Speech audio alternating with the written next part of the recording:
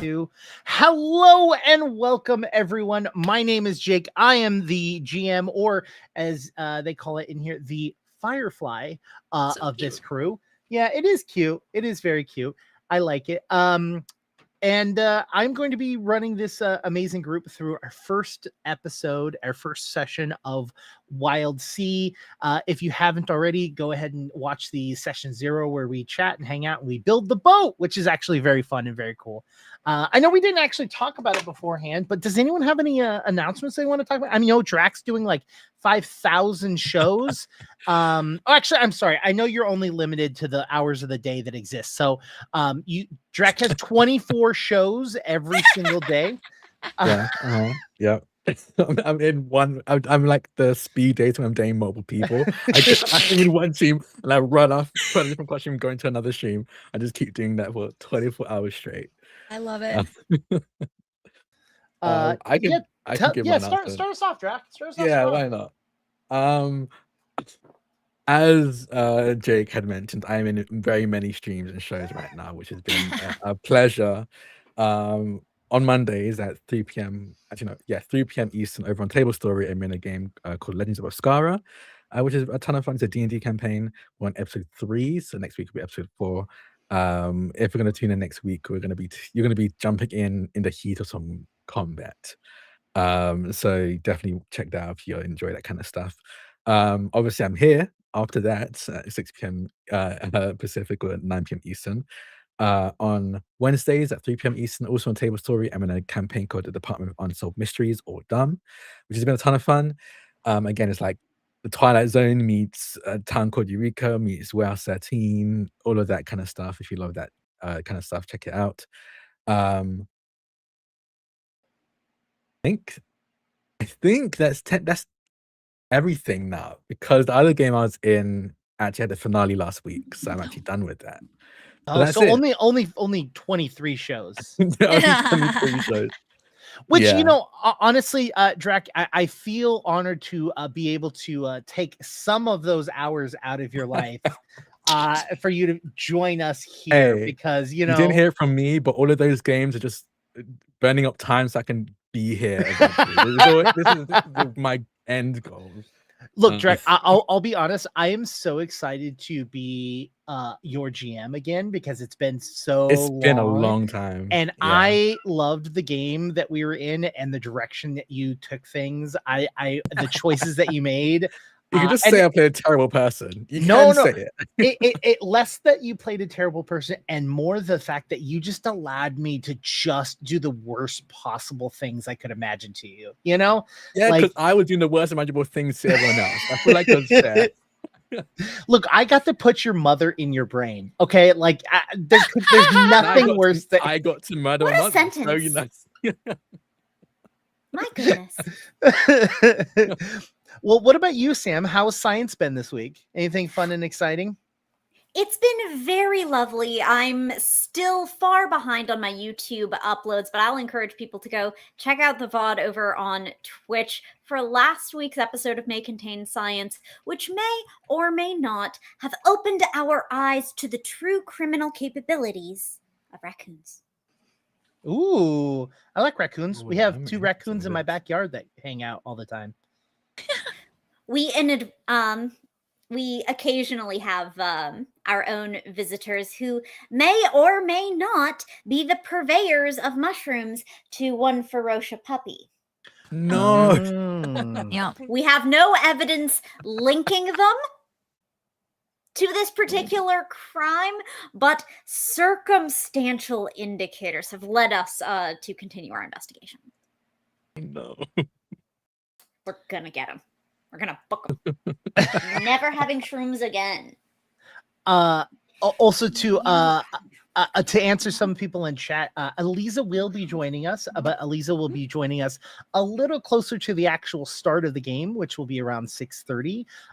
We're going to after Caitlin gets her round of announcements, I'm going to be the most annoying date person that you'll ever go on a date on, and ask really embarrassing, weird questions. And we're going to be hanging out with you, chat. So yes, Aliza will be joining us. It is not just I know Caitlin's personality takes up a lot of space, but that window is not dedicated just to her.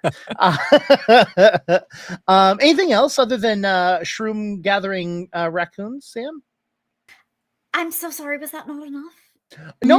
I just wanted to make sure that I know how amazing and busy your life is.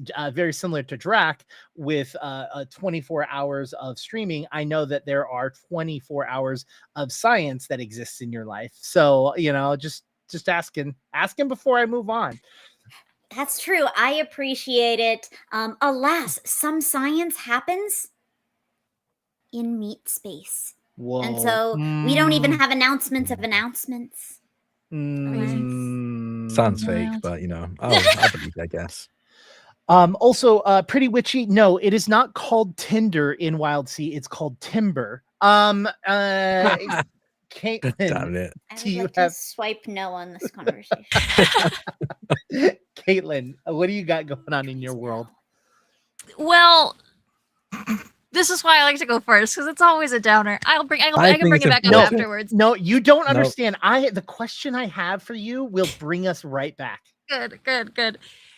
Same as always, we are facing mass evictions currently in Minneapolis because our lovely, wonderful twerp of a mayor decided to veto the eviction moratorium or the eviction extension. So we are kind of in like total crisis right now, crisis mode, trying to help people stay in their homes.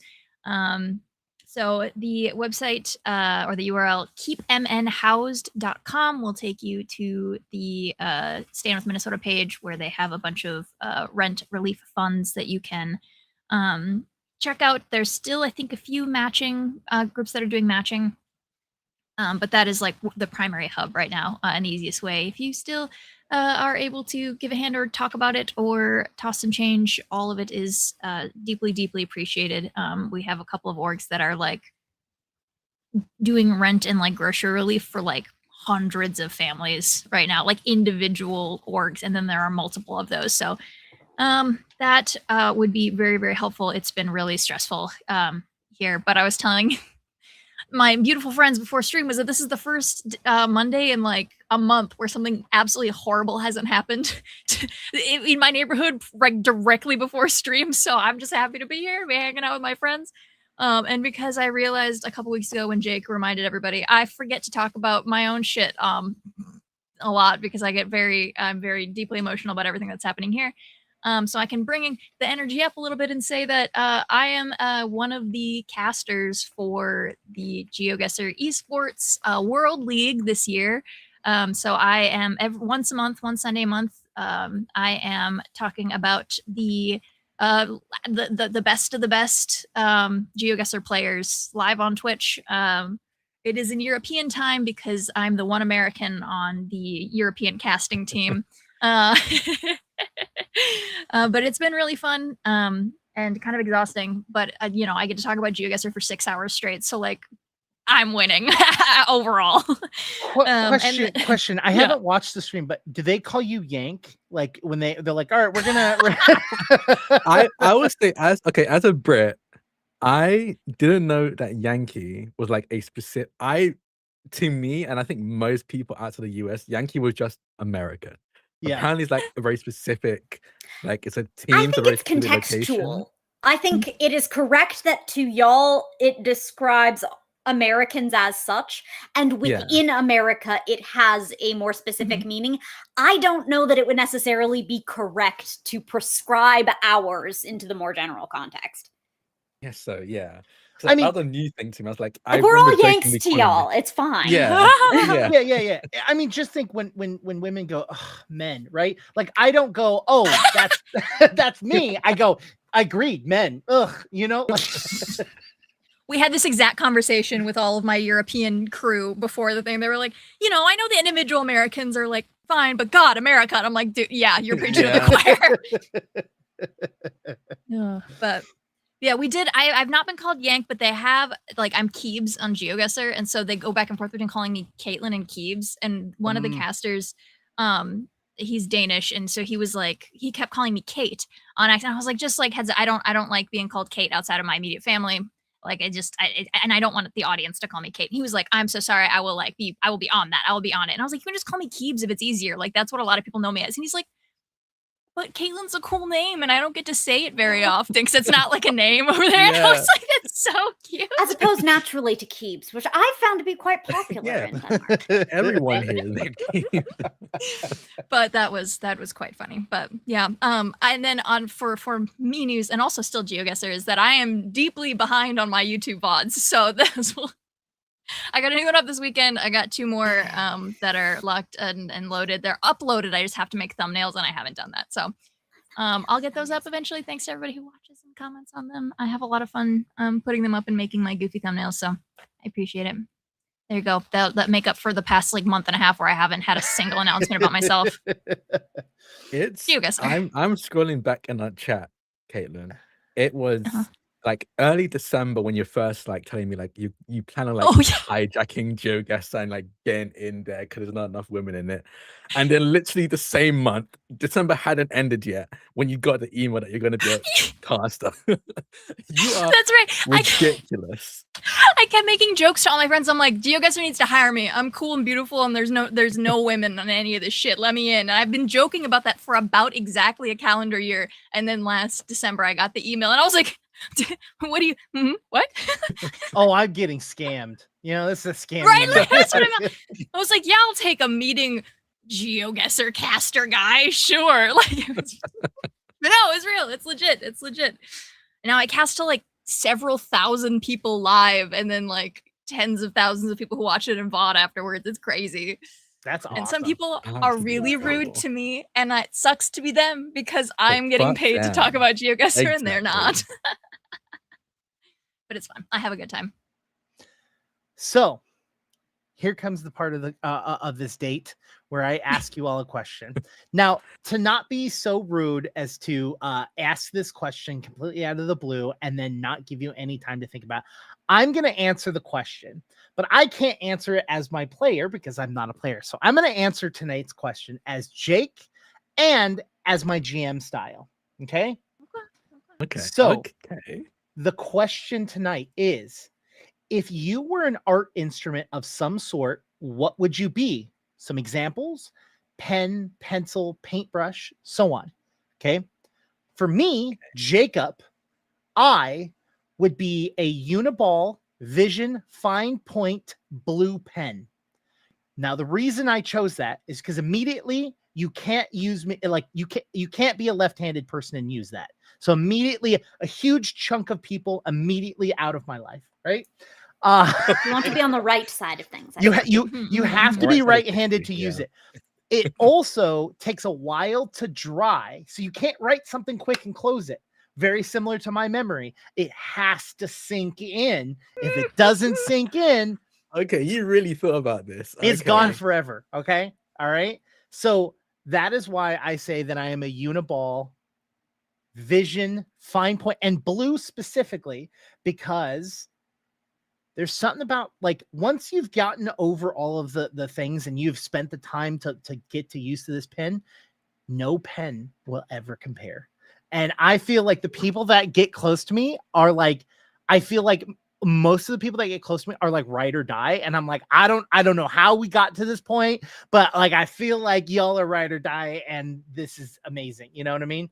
And so that's why that's me. Now, for my GMing style, I am a number 2 pencil that has no eraser, but has a bag of those multicolored like pencil toppers that turn into erasers that are really, really bad at erasing, but are fun.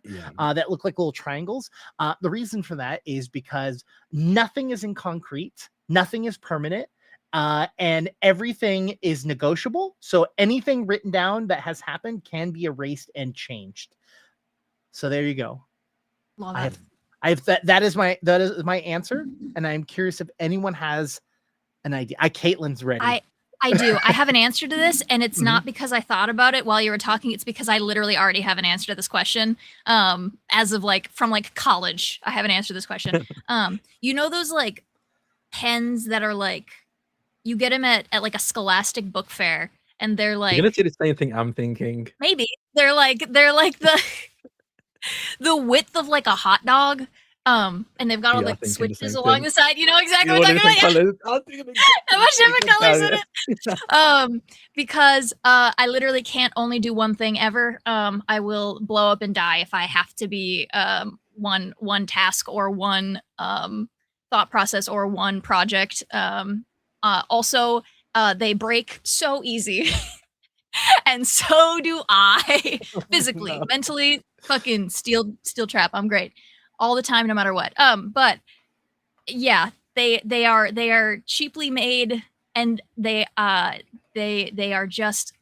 colorful and goofy, and that is me. That is, I think, me as a person. And then is it for our character we're answering?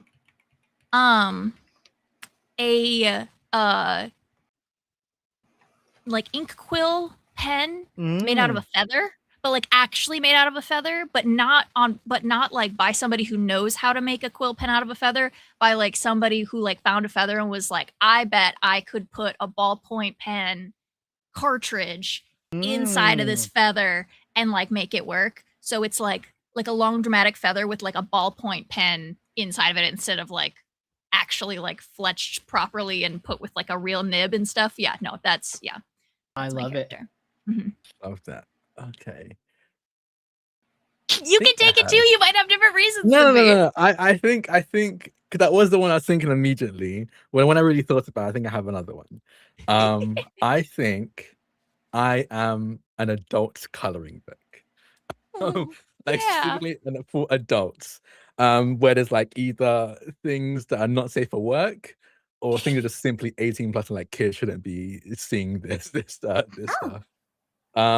Because I still remember it to this day. I feel like every time people first like meet me or like learn about me, they often think for some reason that I'm so deeply like kids friendly, like child friendly, PG-13, and then I make a raunchy joke and it surprises everybody. I remember Wait, you making. make raunchy jokes? When?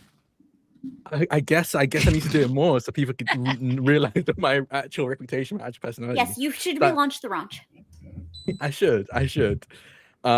So yeah, I think I'm like an adult coloring book where like the front cover looks like very kid friendly, and you open it up and there's like horrific or very sexual scenes inside for you to color. So like Happy Tree Friends, like the cartoon Happy Tree Friends, where you're just like, oh, this is really cute, and then it's you don't know Happy Tree Friends? It's like so. It starts off with like animated. Oh like, yes, I have seen this. Yeah. I think Happy Tree Friends, and then they just like Happy cut Tree each Friends other and in Don't bits. Hug Me, I'm Scared are like me. I think it's my sense of like not humor necessarily. I think Don't Hug Me, I'm Scared definitely is my sense of humor. But like I think if I were to take a piece of me, like what's me, like vibe wise at the very least, I definitely would say that. So yeah, like Happy Tree Friends, Don't Hug Me, I'm Scared, or an adult coloring book. For my character, that's a tough one. I think I'm gonna go with the pen with like multiple colors on it, but it's been like broken and fixed again several times with like duct tape keeping it together, or like it only works when you push like 3 of them down at the same time and then one of them stays. Like I think it's like one of those but doesn't work quite right. You have to like push it or kick it the right way and then you can use it as a pen. All right, Sam. Yes, I think I'm a standard number 2 pencil. Sometimes I'm sharp, but sometimes I'm dull. And sometimes I fucking snap.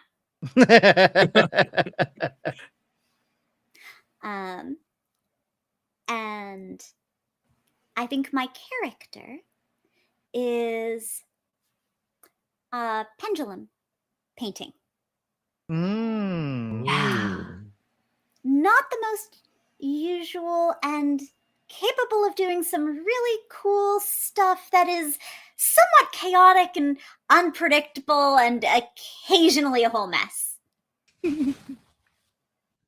I love that. I love it. I've never done the pendulum painting stuff though. It looks really pretty. I've watched video shorts of other people doing it. I have not. And that is the end of our first rendition of Jake asks awkward dating questions. Wait, is that a dating question? Do you ask those questions on dates? I have not. Does one? I was to say I've not been on a date in a very long time, so I wouldn't be able to tell you. I know. Yeah, right? Well, currently on one. What do you mean? Oh, my bad. Oh, my bad. I mean, aren't TTRPGs just so you can get your friends at a table so that you can flirt with them? You know what I mean? What? I was literally just wingman as they flirt with another character. Yeah. I was literally just explaining to a friend this morning about how BDSM concepts make their way into tabletop and how aftercare and and the consent and stuff like that. I'm it's legit. It's legit. Yeah. It's all in there. It's all part of it. And on that note, yeah, Jake failed this last week. It did not create an intro. So dead silence for a second so that we can reset and we'll start the show. Did you just blink in and out, Drac? Did I? Oh, you did. I thought it was intentional. I thought you blinked in and out.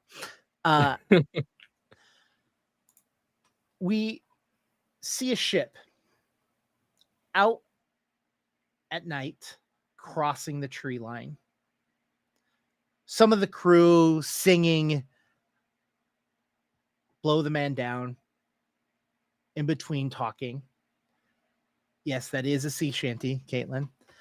Oh, I know. You just gave a face. No, yes, I also did that.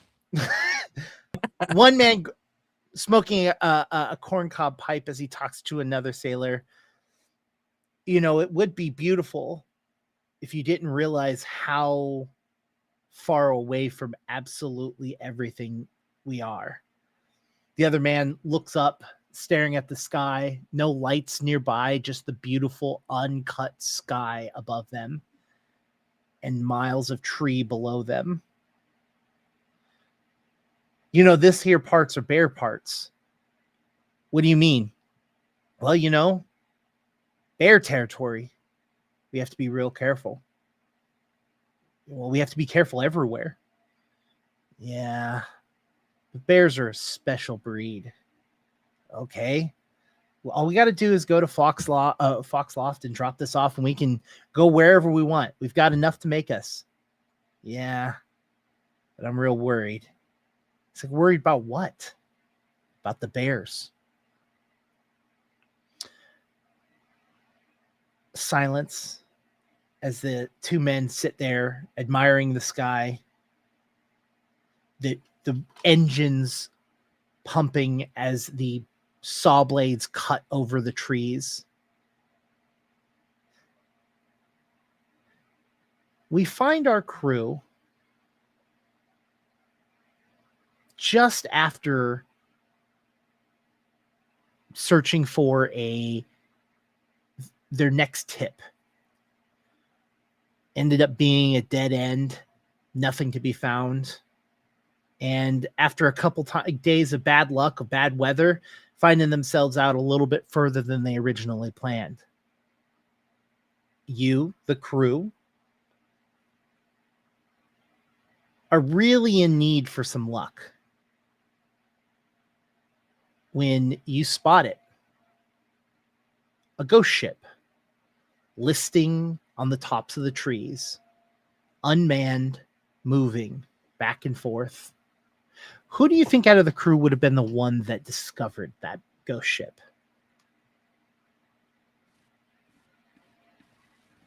It might have been me. Yeah? Yeah.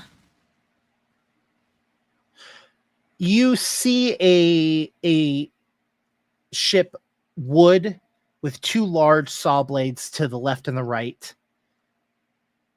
You can see that the weight of the ship and with the saw blades not moving, it has kind of sunk in, but with the heavy winds, you can see them just slowly move left and right, back and forth as they go.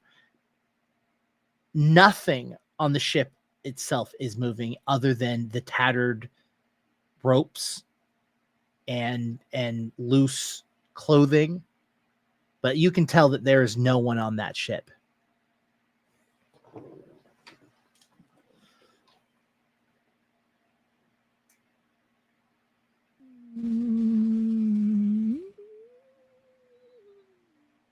She's like looking through she's in the lens room, I think, and has been like staring at it for the past like enough time that like she should be sure, but she just continues like humming and like looking at it, and then eventually goes, okay, and she's gonna roll out the side and goes, go ship, go ship, go ship, wake up.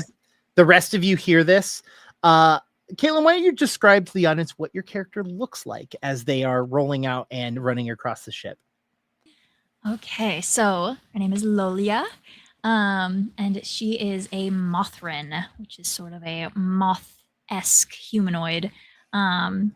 She's got the big dark eyes, and she's sort of a like the fluff, sort of like a dark pinky color. Kind of like comes up around her neck, and she's got these feathery antennae that come up and out of her head. Big wings come out of the back wing, like these crazy patterns. They don't match; they're not symmetrical on either side. And then she's got these like long, brightly colored fabrics and cloths that like make up her whole outfit. Kind of like maybe like beaded accessories and like ribbon, and as she moves she's kind of this like bouncing, I don't know, like flash of color everywhere she goes, and she, I think, will jump down from up top where she's at, and then her wings will come out and slow the descent, and will land on the main deck and see who's around. Whoever's on the main deck, I will make eye contact with you. Who is the first to hear this and interact with this? I think probably me. Okay. As you run by like a mound. It looks like a mound of scrap and debris. Probably just a pile of it on the ground. Honestly, probably like a 3 or 4 foot pile of trash, essentially. But then you start to see it kind of rumble and shake, parts of it kind of rolling off and down, and then it starts to rise, and you see Nokia as they form, kind of not reassembled. It seems like they kind of relaxed a bit too much, that they lost their humanoid form that they more consciously keep. But as they are alerted, they stand up about 7 feet tall, and they are a bulky humanoid mass of floating shipwreck debris. It's like vaguely held together in a humanoid shape. You see hull fragments, you see bent and snapped rebar, you can see spars, chains, rivets, nuts and bolts kind of floating about those larger pieces in there. Their head is a large ship bell without the clapper, where the head would be. It seems old and rusted and dented at this point.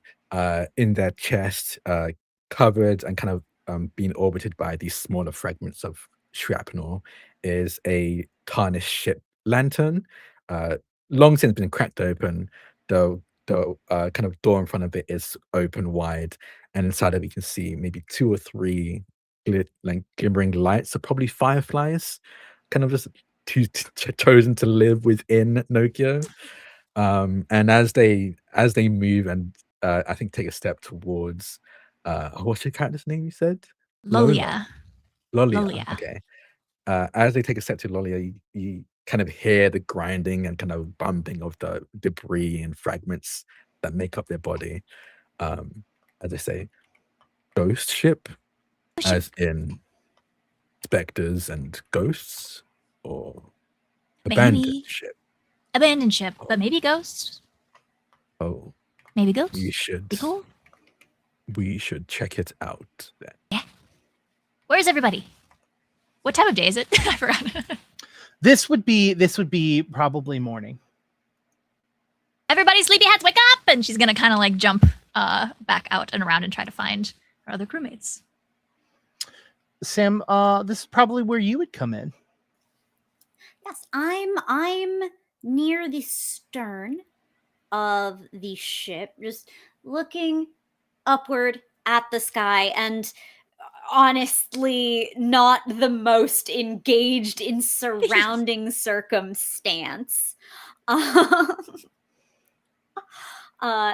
Ark is human appearing. They are a ginger with huge curly hair and covered in Lichtenberg scars, which look like tree branch kinds of scars. And whenever they move in any kind of way, you can see just a little arc of electricity along those figures. That's cool. But they seem to be having not really a conversation, but a meditation with Sky. Until you get Lalia in your face. How is the sky? And then looking directly at you. How is the sky? It is a clear sky.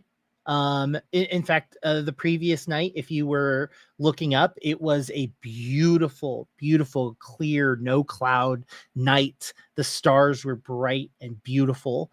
This day is a reflection of that. It is sunny. It is in the spring in this territory. So while there is a warmth that is growing, there is a nice breeze. The flowers are blooming across the sea as you can start to smell the different flowers from the local region coming up. I would say right now you are probably getting a nice floral, almost similar to a rose scent from the trees below. It's quiet. Nothing fun is happening up there. There might be something fun happening over there. And we'll like point your nose in the direction of the ghost ship. Ghost ship? Ghost ship. Ship of the ghosts. I told Nokia there might be actual ghosts on it, so play along. And then she's gonna jump back out. I assume the crew heads out towards the ship. As you get closer to this ghost ship, whoever would have the, I would say it's probably not going to be Ark or Nokia in this situation, but you know what, Lilia, you get a strong scent of iron as you get closer in the air. I'll look at Nokia. Was that you? Was what's me? Okay, never mind. And she's gonna try to figure out what it is. How would you say Lolia? Wow, I'll get it right. I've made such a cruel name for you. Would you say that she has experienced combat or battles or fighting? Her modus operandi is more to avoid, to skirt any type of combat, leaves that to much more capable individuals and will maybe cause mischief in the meantime. But yes, she has been around many a skirmish, but her skill set tends to be the ways to avoid it entirely. Then I would say that she's probably very unfamiliar with this scent. But as you get even closer, something overpowers it. A scent that you all will probably be aware of. You know what? We're going to have to figure out, does Nokia have the ability to smell? I assume so, because like ironbound don't inherently not Sure. breathe. Mhm. So maybe they have like some kind of olfactory thing accompanying the ability to breathe. I don't know.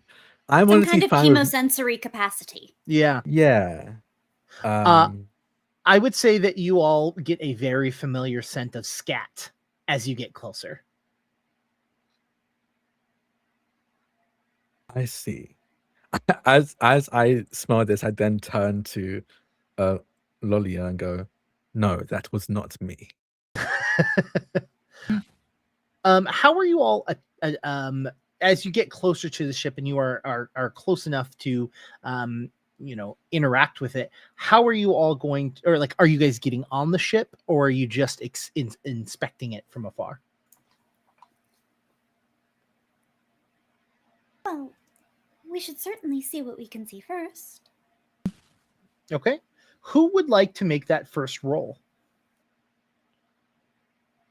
I'm down. I've been told there may be ghosts on this ship, and that interests me. So I'll be happy to take the first roll.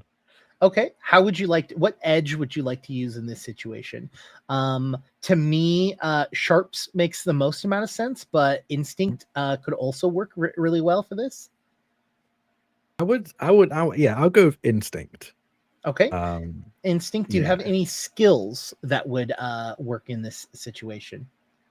Hunt is the most common one because it has the tag observe for that. Okay, I have hunt. I'll do hunt then. Okay. How many Hunt. points in hunt do you have? Just one.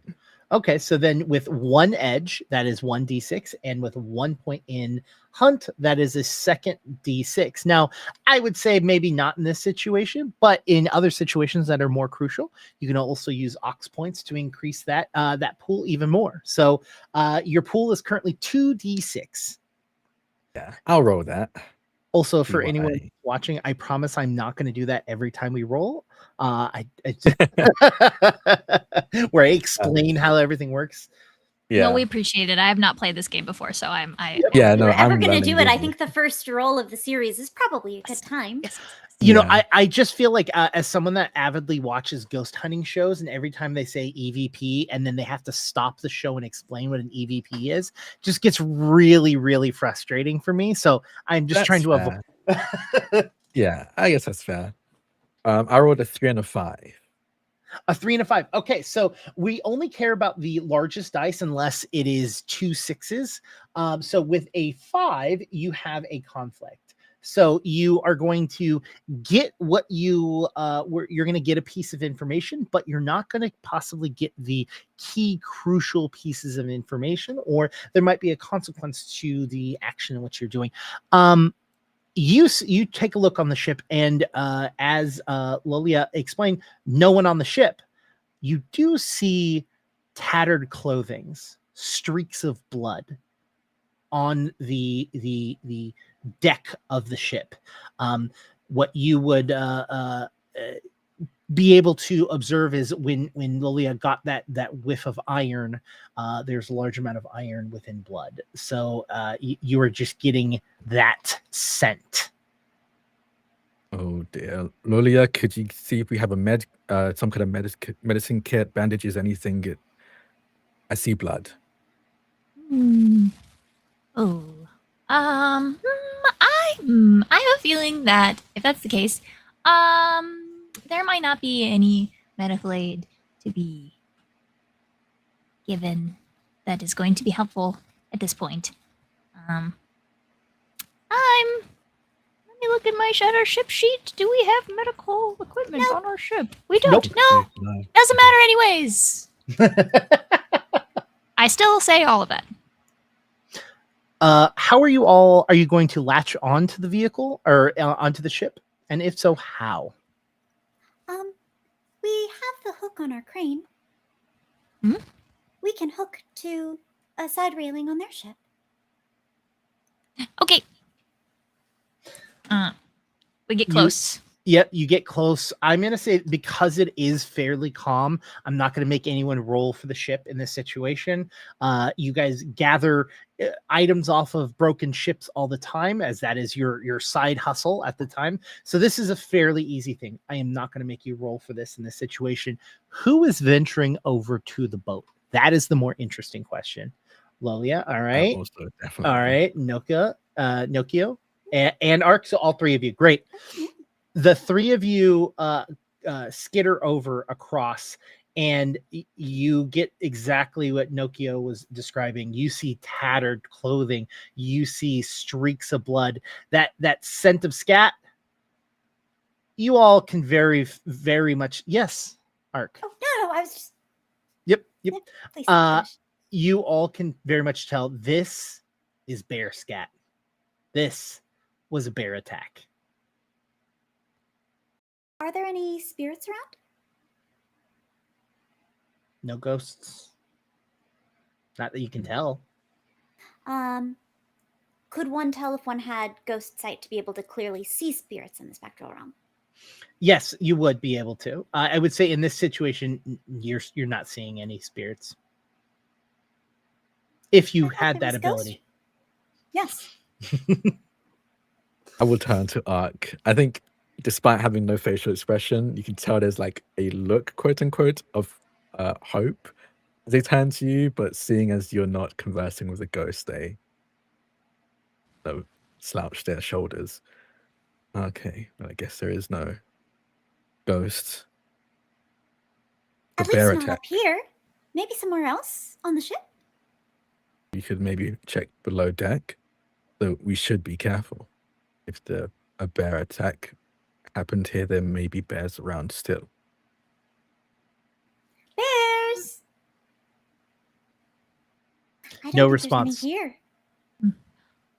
Gretch is going to be so mad that she missed this, and I'm going to lean over the edge of the deck and holler until our last crewmate finally hears us. Maybe it was way down below deck or something. But yeah, Lolia is just going to one sustained yell until we get the attention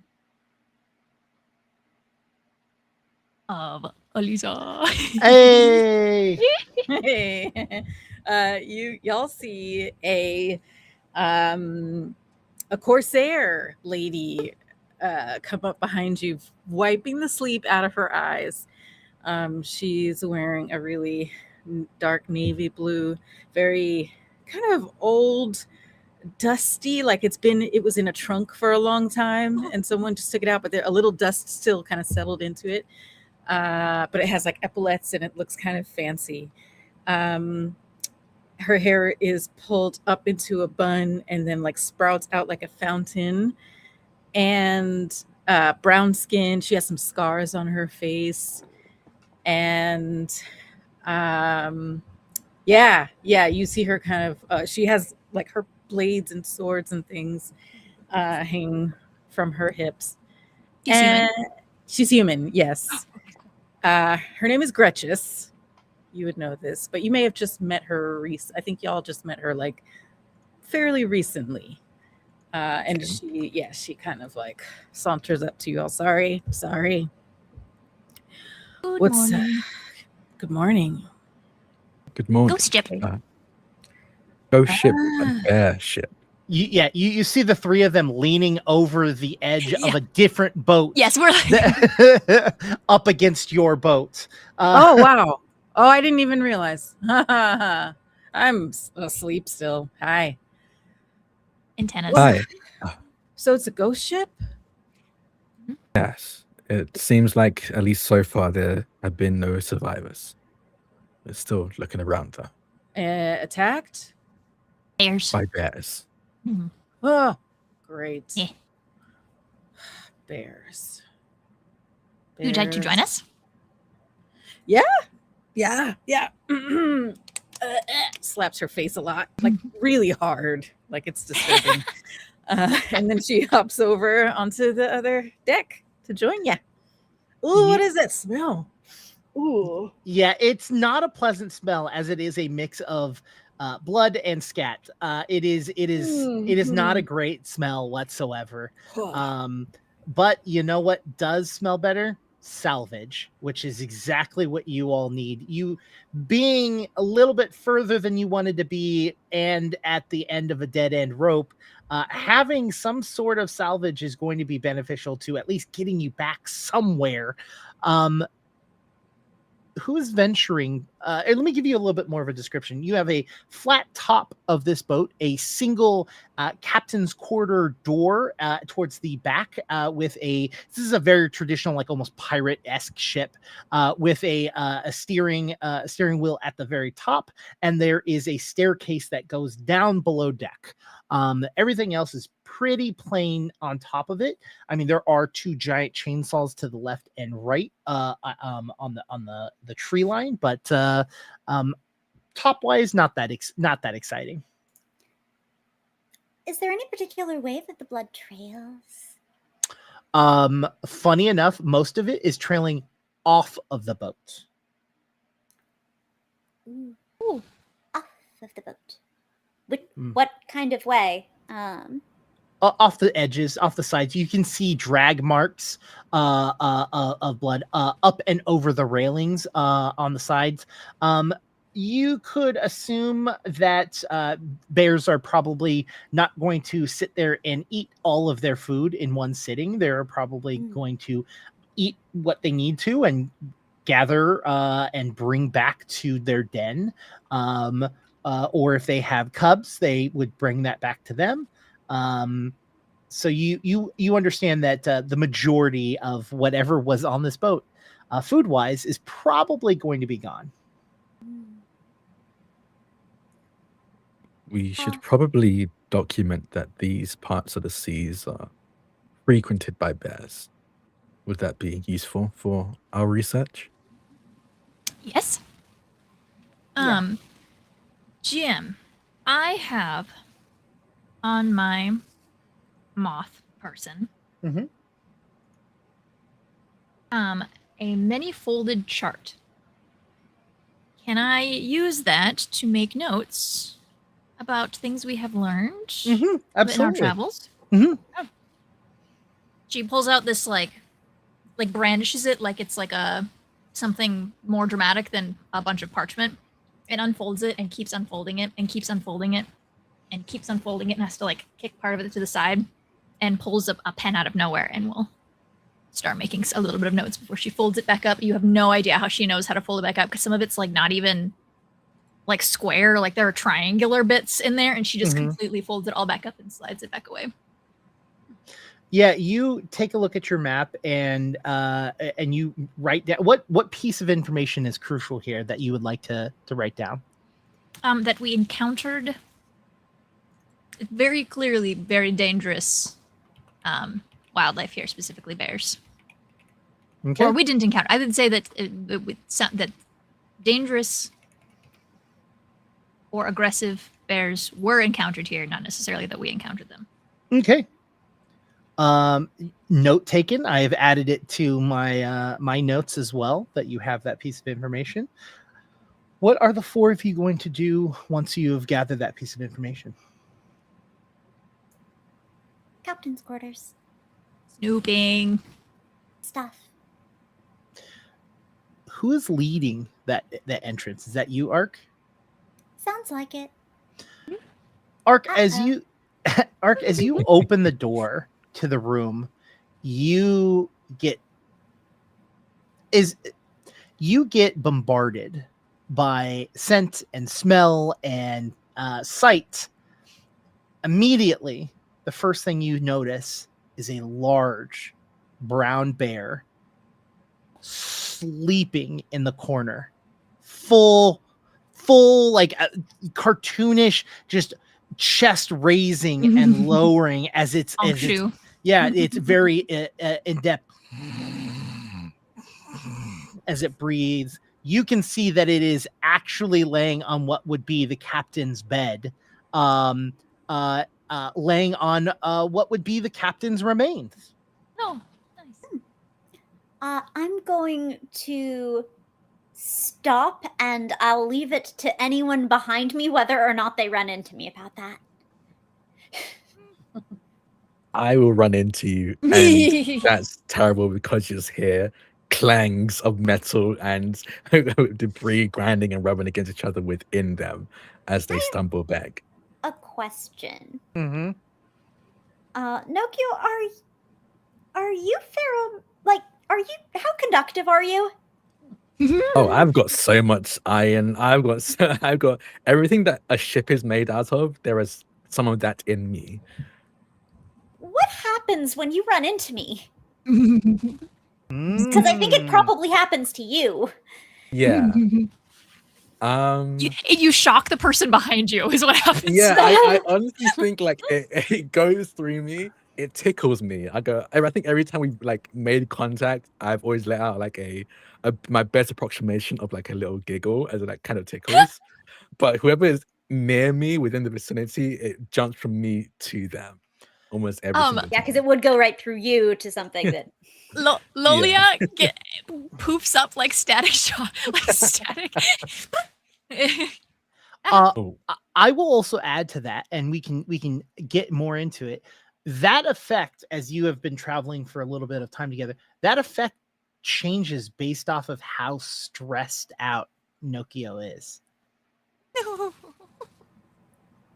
Because probably how stressed out Ark is. yeah. Looking at your Myers, I think that's I think that effect might increase drastically based off of I was actually going to point anything about that. Yeah. Yes, no, that's also exactly my Meyer for that. Yeah. So good. This will be great. So Nokio, you bump into Ark clanging and clamoring. Well, I can't speak. Making a ton of making a ton of noise as the bear is immediately startled awake, and it looks at the two of you, and like you can tell that the bear is more frightened than anything. It is by itself. There is things at the door, and it roars in defense of itself. Make yourself big, and I'll spread out my pieces as wide as I can, as you just see like become a floating wall of debris that tries to make myself as large as possible. I would like to shut the door. As you shut the door, you hear the roar, and you can hear it kind of like pacing around and moving, each of its footsteps causing the wood to bow a little bit as it moves around. As brown bears are fairly heavy, especially compared to humanoid people who walk around on this ship usually. Yeah, you can tell that it is in there. Now, I will say that to give a better description of the room to Ark, as you are actually Ark and Nokio, in that room there was a large navigational table in the center. There was a bed in the very back, which is where the bear was. In the room there was a chair, as well as personal belongings that you can tell of. In the back there was a large stained glass window that overlooked the back of the boat. You have closed the doors. The doors were solid wood with a single peephole on the door. This is not a sophisticated peephole. It is just a hole. So you are able to look in if you would like. What was the figuring on the stained glass? Abstract or figure? Figure. Of? Let's see. Yeah, I would say you can get this information. You at can least tell is what I see. Yeah. You can see that it was at the bottom, that you can see triangular tree shapes at the bottom of this it's not sophisticated. Like it's stained glass, so everything is kind of like solid shapes that form overall larger. And you can see the trees on the bottom, and you can see what looks to be a half human, half like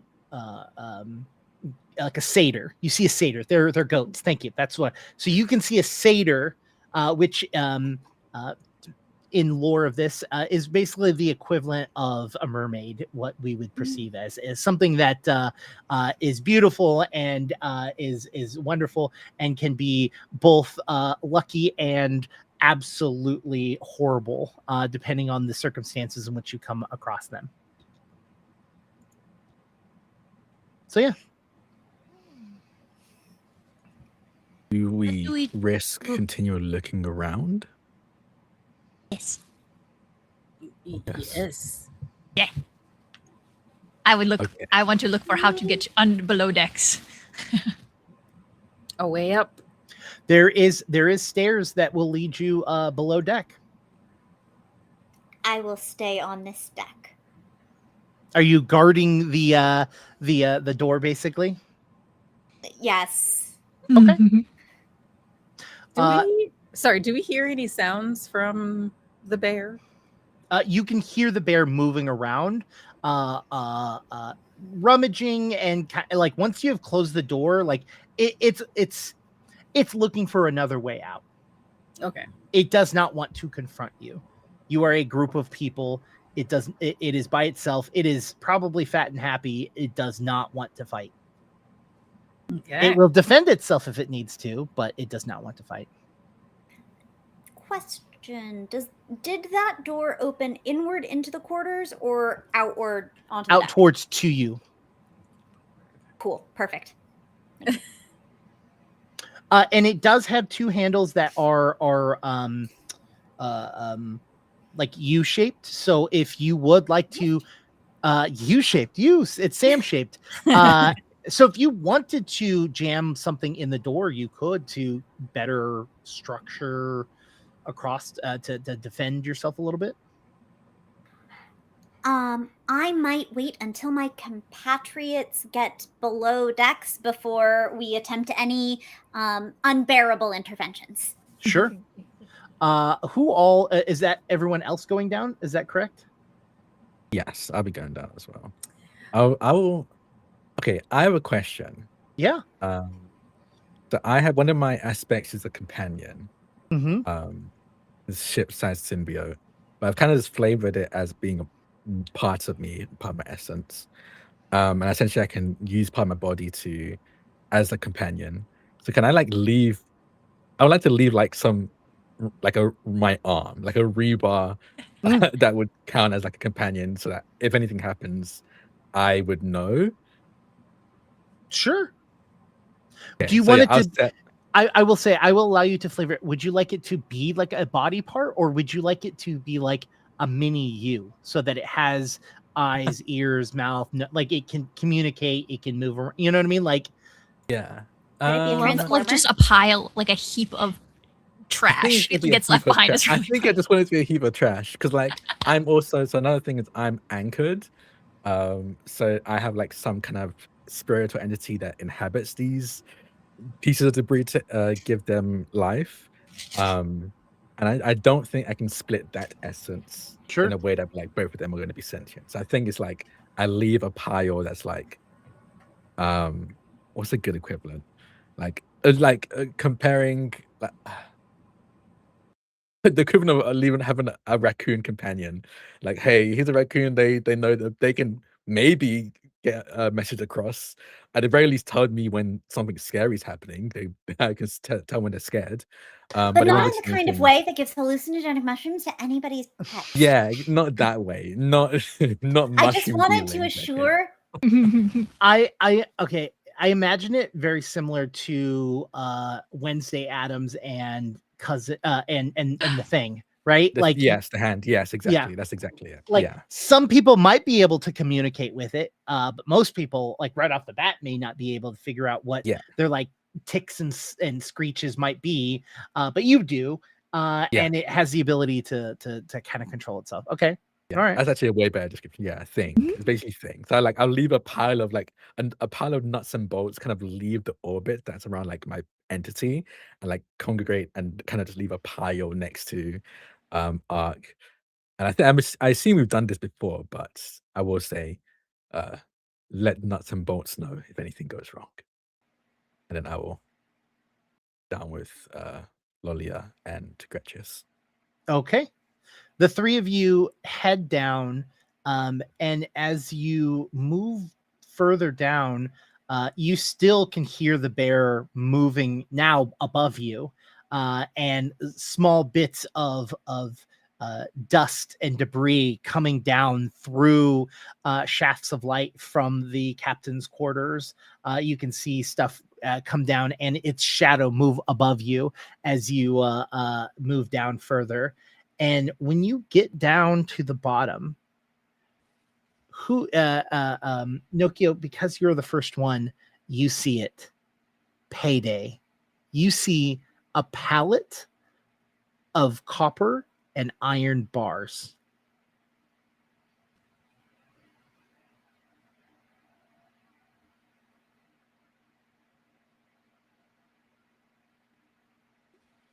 This. I'm like peeking over Lolia. This could be really good. It'd be great for maintaining our ship. Lilia will scoop up a handful and then just start putting them in your arms. Oh, okay. Okay, thank you. Mm-hmm. Yeah, you can see that there's this pallet of branded iron bars. Yeah. I think as Lolia is scooping these into my arms, I would like to see, do I recognize the brand? You can see that it looks like it is clearly just like a single stamp that is in, and it is a mix between a single leaf, and a music note. Do I recognize this at all? No. I tell how high a grade these are. Like, are these like pretty good iron and copper? Or is it kind of these are pretty high quality pieces of metal. Oh, interesting. This is rather high quality. Honestly, better than some of the things we are used to keep our ship going. I don't recognize this logo. Seems boring, and you're just gonna keep digging around. Is anyone in particularly really interested or good at like trade or like values or anything like that? I speak brass tongue. Okay. Yeah, I speak brass tongue as well, and I know that's a merchant's tongue. You both would know that at this quantity, you each have 1 point, right? Yeah. No one's carrying this amount unless they are traveling to another location for trade. Okay. So while this could be very good for your guys' maintenance on the ship, this would be an even bigger payload if you found out where it belonged. As in returning to the owner? As in this was clearly made by an organization or group and is being traveled to a location to be traded Complete for. the delivery. Oh, got it. Okay. Yeah. Interesting. As Lolia is still scooping these into my arms, I'll look over to Gretches. Gretches, with the amount that is being currently scooped into my arms and general being, I think that this is likely some sort of delivery. I think they were planning on going to the nearest port to trade these. Ah. Gretches, you get an armful of bars. And Lolia hands you an armful and then goes back and scurries around. All right.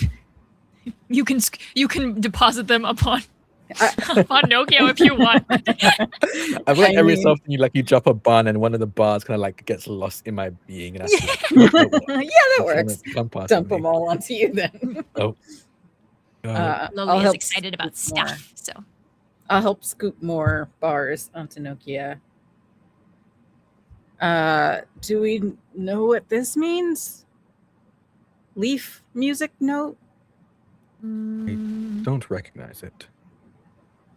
Would I know? Is there, Game Master? Is there any ancient, an ancient person would they maybe recognize this in any way? I will say that there are certain groups and organizations and tribes, with a better lack of a better term, that music is a key portion of their society. Like, music is hugely important. And because of the world that you live in, everyone is kind of subject to their surroundings. So if you were to put these two things together, this is probably some sort of tribe that believes in music that is living in a mountain or a place that has high ore refinery. I'm going to repeat that to them. I said that. Maybe not as smart sounding. Yeah, that's my take. What's the mountain that someone would have left on the way here? Anyone have a map? I think one of the best places to find out where this ship was heading to is in our hairy friend's current abode. So speaking of, Yeah. now that my companions are below deck, we're going to engage in Operation Release a Bear. Okay. Because you said the door opens outward toward me, I can open it and get behind the door, that a bear who is eager to exit might just freely do so without necessarily observing anyone in particular. Liberation, if you will. Sure. Oh my God. How long will you sit on that one? Actually, that was instant. That did not have any forethought, though I appreciate you imagining that I would even have such a capacity. That's true. You immediately say if it came to mind. Being trash comes naturally. What can I say? Speaking of, that's what Drax's playing. You swing open the door, and silence. You hear as it slowly starts to cautiously move towards the door. It can still smell you, right? The olfactor on a brown bear is massive. It is. Oh yeah, I smell very strongly of ozone. I was gonna say you probably smell like ozone. Not very like human, very like ozone. And it gets so far as to get its nose and head out the door, unable to see you as you have hidden behind the door. Why don't you actually roll me a veil roll? I would say edge would be veil. Do you have anything like outwit for your skills? I do not have. No, I've got. This is not. I don't know if this might surprise you, but I'm typically a little more about. How I put this? Shock and awe. Sure. Mm-hmm. How about hunt? Do you have hunt? Do you think you have anything that you could convince me with?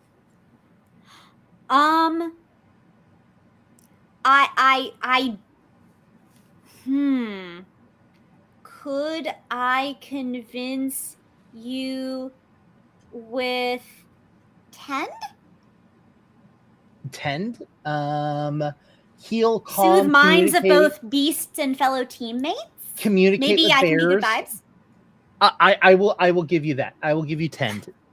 Yay! Okay. And I actually do get yours. Do you have anything in sharps or instinct?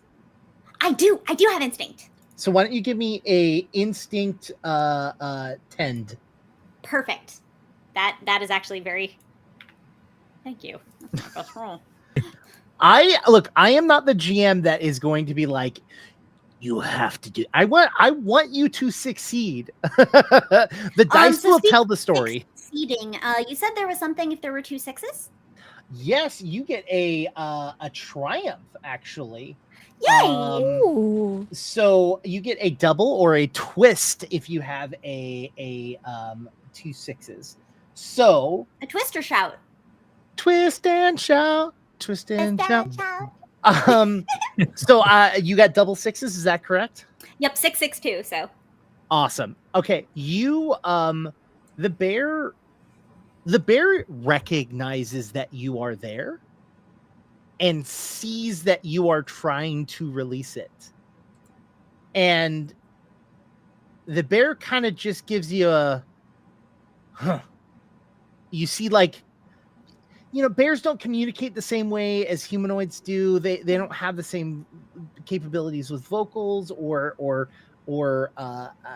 expression on faces, but you very, very much understand that it is thanking you as it bolts full speed, and you see it barrels just away. Yeah, it barrels away, and it jumps off and jumps into the trees as it heads out, leaving the captain's quarters completely open. Nice. At this Okay, time, so anyway, I'll be staring at the sky. at this time, the three of you are holding as many bars of copper and iron as you can, going up the steps. The steps themselves are creaking under every step with this additional, like, you're like, ugh, I'm just kind of okay.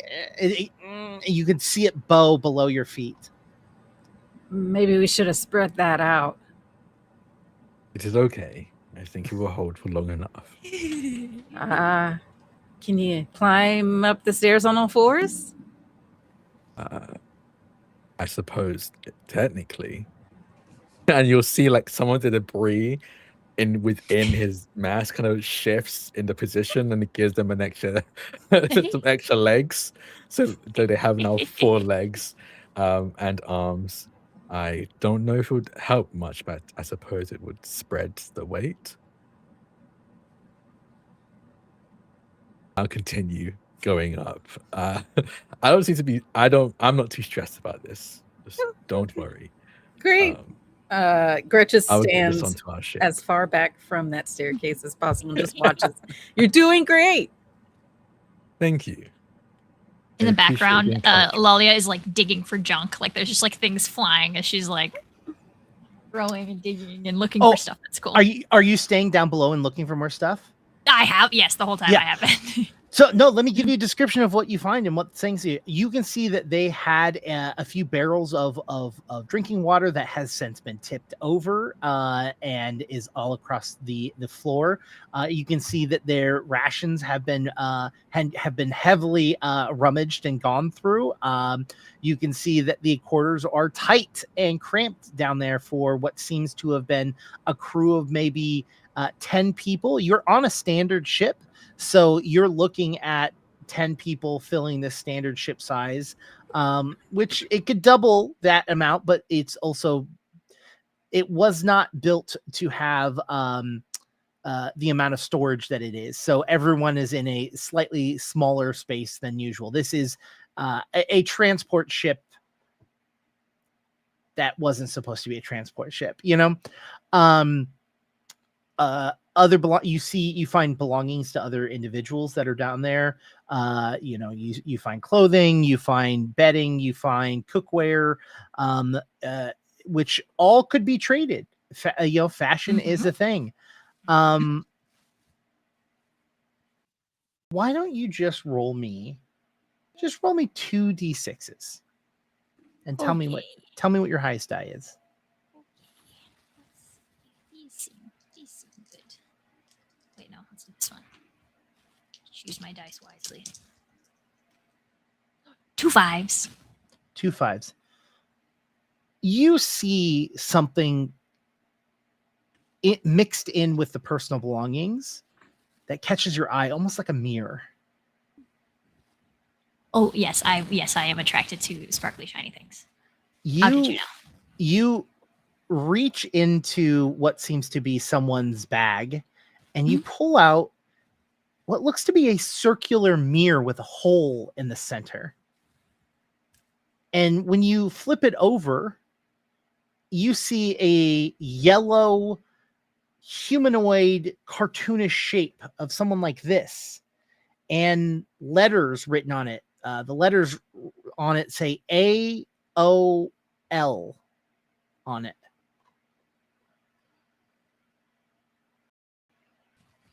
Sound effect just played in my brain.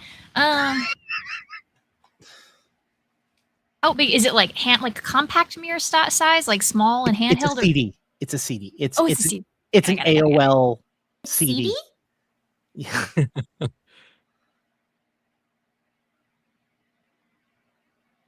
I don't recognize what it is.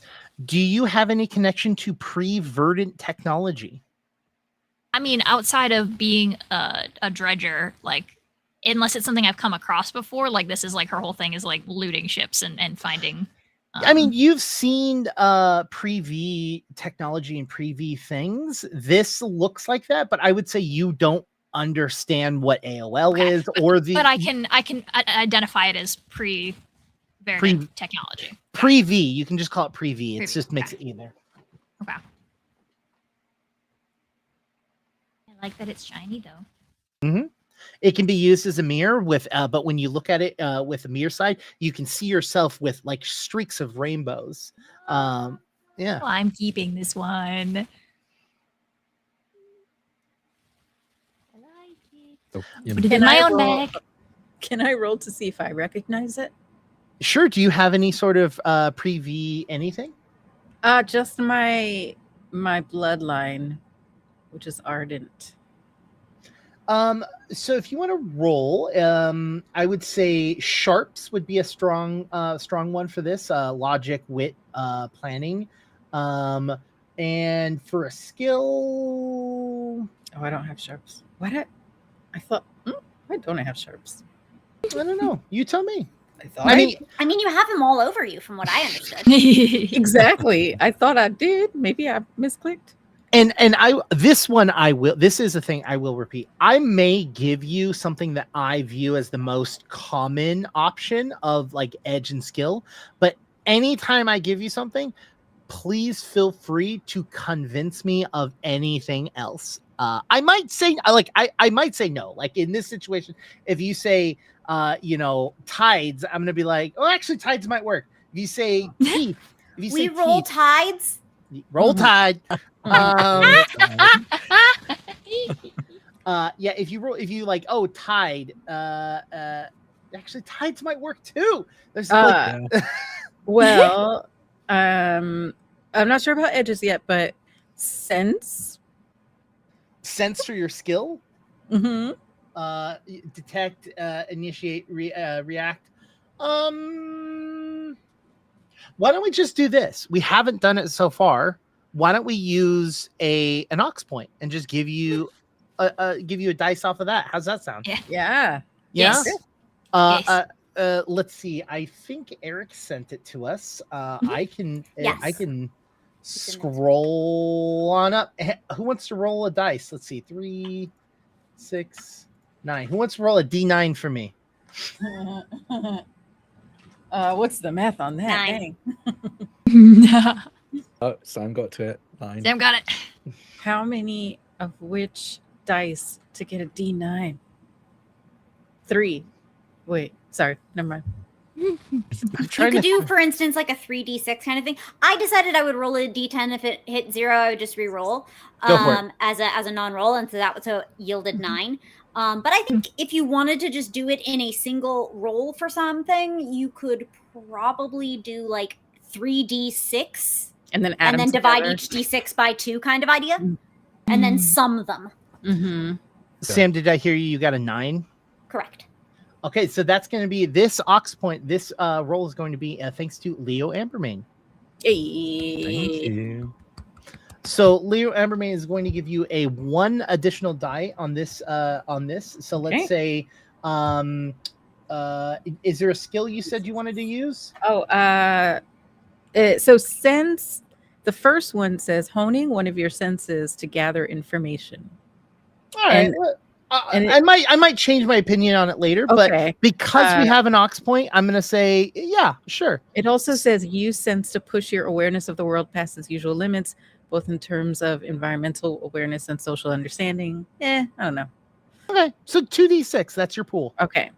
And all you have to do is tell me the highest unless you get 2 6s. Tell you the highest the highest of the 2, unless I get 2 6s. Okay. Got it. 5. 5. All right. So you absolutely know that this is a pre-verdant piece of technology.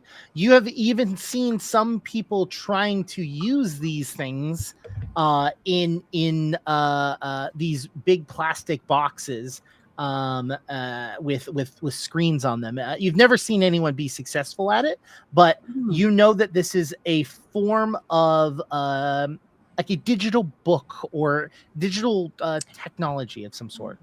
It has information on it. It contains volumes. That thing. Where? I don't know. Like You have squints to, at it. maybe it's very tiny. I'm not sure. You put it into a apparatus of some kind to read it. I look around. Is there a box with a screen? No. This was if you were to make a guess, you would say this is probably something that someone found and just thought it was shiny and liked it. Like this is what that is. You know, probably used as a mirror. It's very possible that this person used it to groom themselves, you know, and imagine people using it as like a finger mirror. You just like, Yeah. Look at this stuff. Look at that. Isn't it neat? What do you think? So yeah, very fork as a comb kind of vibe. Yeah. Yes, Totally. I like it. And I'm going to eat it. Yeah. You all that's basically all you find down there. There isn't really anything else of value. I mean, you could easily rummage through and take every single piece of this and try to hawk it and sell it or use it as scrap. And I assume you all do that. I'm gonna help Yes. take some stuff up. Yeah. Mhm. And unless you all tell me differently, I'm gonna always assume that you're taking We everything. loot the room. Yeah. Exactly. Exactly. You all carrying different objects with you, bars of We set copper and the- iron. We have the what's it called? The The hook? the or the hook, crane. but it's like a Oh, the crane. crane. Do we have like a basket on it basically that like could put it over Yeah. here? We like load it up and then like bring it You back could- and forth. you I could don't know. Although easily- it is currently like Yeah. holding the chips together, so there is. Yeah, Oh yeah, shoot, that's right. That's true. You could also bring the pallet up that it was all stacked on, Oh, like, and put it on the pallet and grab that. I will say that is something like I'm not going to make us RP that unless you really, really want to RP. Like, Okay. okay, I go across, I grab the arm, and no, I'm not going to. We can make that assumption, but before we get to that point, the three of you come up and you can see that the doors to the captain's quarters are wide open, and Ark is staring up at the sky as a single small patch of clouds appear slowly going across. It's not much. What's the sky? What kind of cloud? Ark. I hate to be that guy, but I'm gonna be that guy, and now you know you're gonna be that guy, and I know I'm gonna be that guy, and we're just gonna learn a lot about clouds together. I don't Sam, know much yet. I'm Yeah. using a program called Obsidian that allows me to write down Yes. pieces and connect different things. Knowing what you are going to be into just allows me to create a section called clouds that I can Yes. just pull up. Perfect. So this is I'm gonna learn so much meteorology from this character. Ah. I love it. I love when a character gives me a reason to learn things, Yes. like a bio known. Yes. So this is a cirrostratus cloud. Ooh. That's CIRROSTRATUS. It's So the high altitude, the very wispy. very wispy wispy. Yeah. Mhm. Those are beautiful. They're like curls or swoops. Yeah. So you see the doors open. You see Ark looking straight up at a cirrostratus cloud up in the air. Ark. I presume you dealt with a fairy friend and they've left? Yes. We barely had a moment together. That was a joke. What? That was good. A pun. A what? a pun. Upon what? Upon the trees, I think. See, maybe. Well, I should teach you what a pun is. And they straighten up, almost like proud that they know something that they can teach someone. A pun is a sort of joke that relies on wordplay. So when you said that you barely got to know each other, that made sense in the sense of it being barely, as in BARELY, as in hardly or not very much, but also barely, as in the animal bear, and then adding an LY to the end of it. So it's pronounced barely. And how do we respond to those? I usually laugh, but At bears. yeah, At bears. bears, Laugh at At you. usually- wordplay. wordplay, and Okay. puns. Yes. I'm still sleepy. No, I'm you're not. fine. And then didn't I jump understand over puns. to the other ship. You jump over to the other ship. Okay. Anyone going to explore the captain's quarters? Yes. I'm looting. I'm putting all of our loot away. Is what I what. I'd like to go up, explore upper. Okay, Just sure. to see what's Oh. around. Give it a once over. Yeah, absolutely. When you head up, you can see that there is a corncob pipe that is sitting there. It has been since snuffed out, and you can see that there are some just chairs there. Nothing very exciting. And you find a hurdy-gurdy that is up there. What is I that? love that name. You don't know what a hurdy-gurdy is? Is that the fish thing? No, it's a musical Coolest instrument. Instrument. Of It's all a musical instrument that you like wind. Like think of it like a Music box meets accordion. yeah. Yeah. Oh, got it. Okay. It's a string instrument, but Kind also of a bellows image. instrument. Weird. Put an Like- image in A Discord. Strello. They're so beautiful. They're so beautiful, and they sound so cool. Did you ever watch Black Sails? Black sails. No, Yes. I don't think so. Yeah, their title sequence is. It's and that's a good one for you to know. It's their title sequence is so Yeah. cool. It's a hurdy-gurdy music. It's really cool. I'm sure My I've friend heard who's a it. hurdy-gurdenist. Oh, Courtney. From GNS is a hurdy-gurdenist. Do you remember I did from not know socials? this. Yeah. Did not know this. Yeah. I have been lacking in hurdy-gurdiness. Yes, we're gonna get Well, you some good hurdy-gurdy you will stuff. no longer hurt for hurdy-gurdy knowledge. I will no We longer have heard two- for Mhm, hurdy-gurdiness. mhm, mhm. We have They're, two Now Now I guys am who going to can, herd my companion into the captain's quarters. There's not that's pretty much up there, but inside of the captain's quarters, you can see that there is a large map that has some denotions on them of their travels. You also find a captain's journal. And I will just give you the piece of information. I won't make it like there's additional things in there, but I will say the key piece of information is that you see that this was heading to a place called Fox Loft. And with that, we are going to take a break. We'll be back in about 10 minutes. I hope you all listen to some hurdy-gurdy music in the meantime while we do that on our end. But we'll be right back. Welcome back, everyone. As we had left off, you had all discovered a little bit of pre-V technology. We've realized that there is a plethora of ore or iron and copper bars, more specifically, and a destination in which they were originally traveling towards. Who would you say of the group is probably most likely the navigator, the person that's kind of the point person that you go to for, hey, we got to go that way? If you want to look at it in a purely mechanical side of things, tides would probably be a good edge for that role, as it is exploration, learning, and lore. So if there's anyone that has that, that might be the person that gets asked to do that a lot. I'll be good when we get lost because I can navigate by the sky, Mhm. aka like instinct sense. So like vibes-based navigation. Map-based navigation, I don't understand. It's two-dimensional and the world isn't.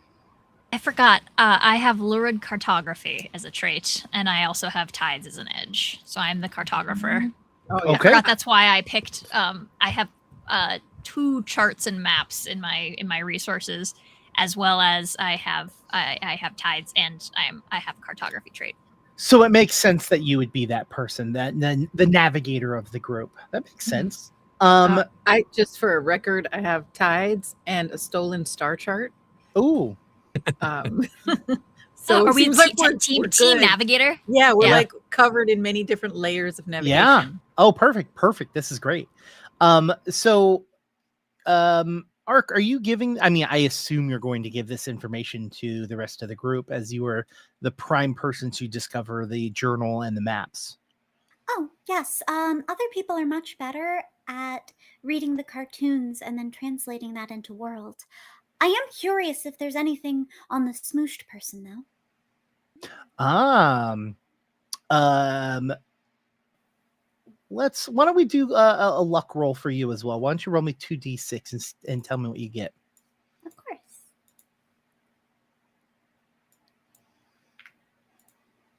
A 6 and a 2. A 6. Now you check out the body and well, what's left of it. It's pretty finger licking good, and so there isn't a lot left. For the bear, all right. Paw licking? Paw licking good, yeah. It was a frolicking, paw licking good time. On the body itself, you can see that he has a lovely jacket, very red with yellow furls on it. You find a lovely compass, and in the room, the thing that you would probably know is the only real valuable thing. You find a boot of, not a physical boot, but like a boot locker of liquor. All right, I'm going to drive that compass absolutely crazy. When you take it in your hand, does it spin? Would you say that it spins in your hand? Yes. Yeah, I think I am very, the elements of traditional navigation and I do not get along. The elements of world and I do beautifully. Mm. Yeah. Is there any name in the journal? Yes.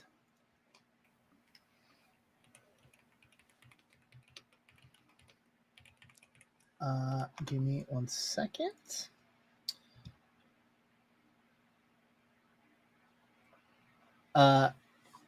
Headley. Captain Headley.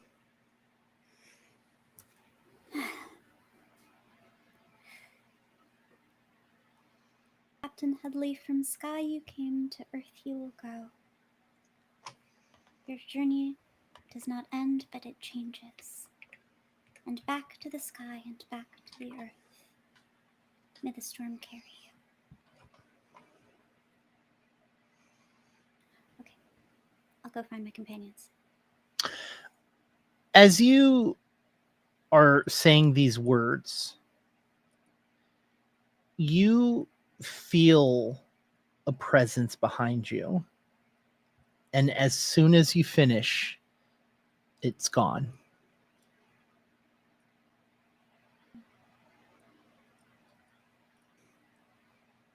Say hello to the rain for me.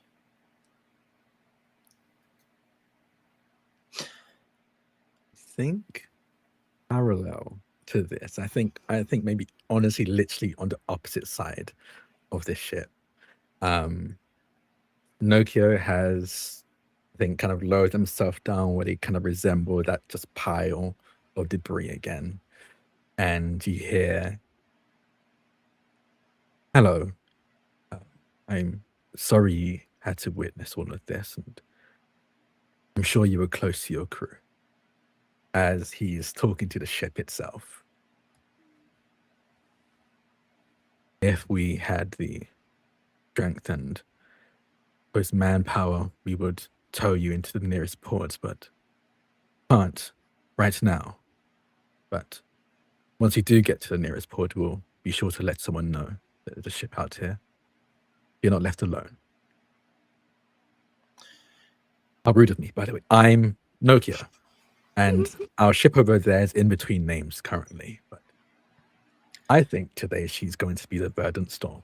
So, hello, I'm Nokia, and this is the Verdant Storm. It's very nice to meet you. You feel a pulling. You feel almost as if your chest has a string attached to it and is taking you towards the edge of the ship. I'll follow this. And I'll stand up, regain my humanoid form and begin to move in that direction. You get to the edge and it stops you, but pulls downwards, causing you to look down into the brush below you, the tree line below you. What do you think that means?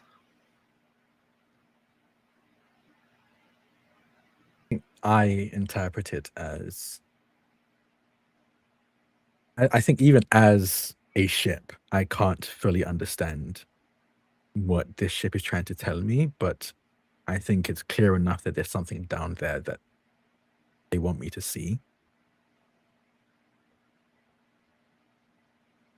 Someone down there. Something. You get no response. In fact, you feel like you're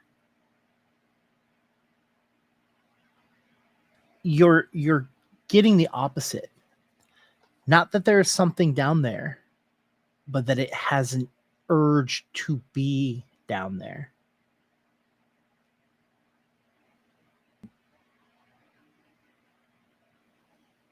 I see. I will turn to the rest of the crew. Hello, everybody. I have been speaking with our ship friend here, and it seems that they want to rest beneath the canopy.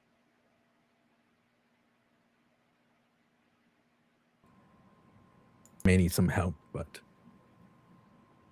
do you mind if we wait a bit longer as I get that started? Sure. Thank you. I guess this is a above table question because I imagine Nokia would know this. How does, I guess, sinking a ship work when the water is tree?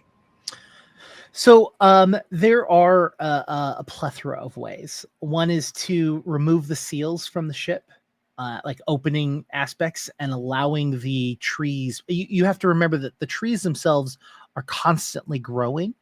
So like if you were to chop off the top of the tree will continue to grow, which means that if you break the seals, the trees themselves will pull it down further and further and further. As some things go down, some things go up, right?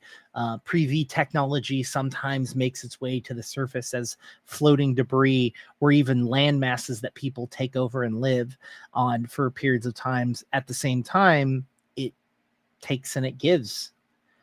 And so removing the seals would make it happen quicker. What I will also say is the feeling that you get is that a burial at sea is better than rotting on the shore. In that case, I think I will go below deck and I'll start doing that. I think very carefully. I think very much like how a surgeon will be very careful, a doctor will be very careful when tending to a patient. They very carefully will start removing seals, removing hull panels and the like. A way to sink the ship without introducing. I don't want there to be any breaking and snapping. I want to like remove the tools in the right places where it's a kind of as gentle as it can be sinking of the ship. Mm-hmm. Is there any rigging or anything on the decks? Any other like ship stuff that could conceivably be integrated into the Today We Are the Verdant Storm? I mean, there is rope. There's rigging rope. It had no. Hey, we have rigging rope now, y'all. It has no no masts or anything like that, as it was traveling purely via the saws. But yeah, I would say chairs, tables, rigging rope, a hurdy-gurdy, lots of those are the important ship parts, you know. How big was the stained glass? It's pretty big. I mean, if you would like to spend like 2 hours removing it, I think that's a possibility. You're not. How long will it take to sink the ship? Oh, you're going to leave, and the ship it will take days for the ship to be taken. Oh, okay. Then yeah, we can take 2 hours. Yeah. Let's see. Like if we just saw around the wood around it, then we can. Who wants to make a grace roll for this? Elegance, precision, agility. I think if I learn that we're taking more of the ship apart, especially if we're like cutting it out, I think I would like to, at the very least, help. Yeah. If not, yes, of course, because you have the expertise in the matter. Or at least, since we seem to be, perhaps as we're removing the rigging, I'll ask if the ship would like any piece of it to come with us. Perhaps it would be that. What do you think? I can ask. Actually, as I've been moving about this ship, do I get any? Is there any like clear labeling on the name of the ship anywhere? Or in the journal? Or in the journal, yeah. Ooh, that is a great name. Or great question. Let's see. Why don't we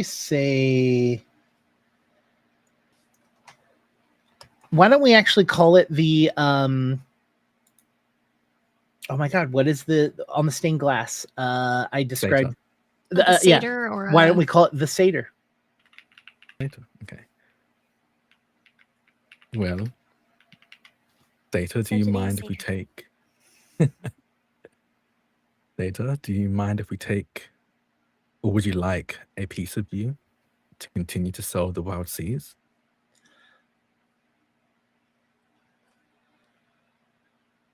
What's the response you get? Ooh.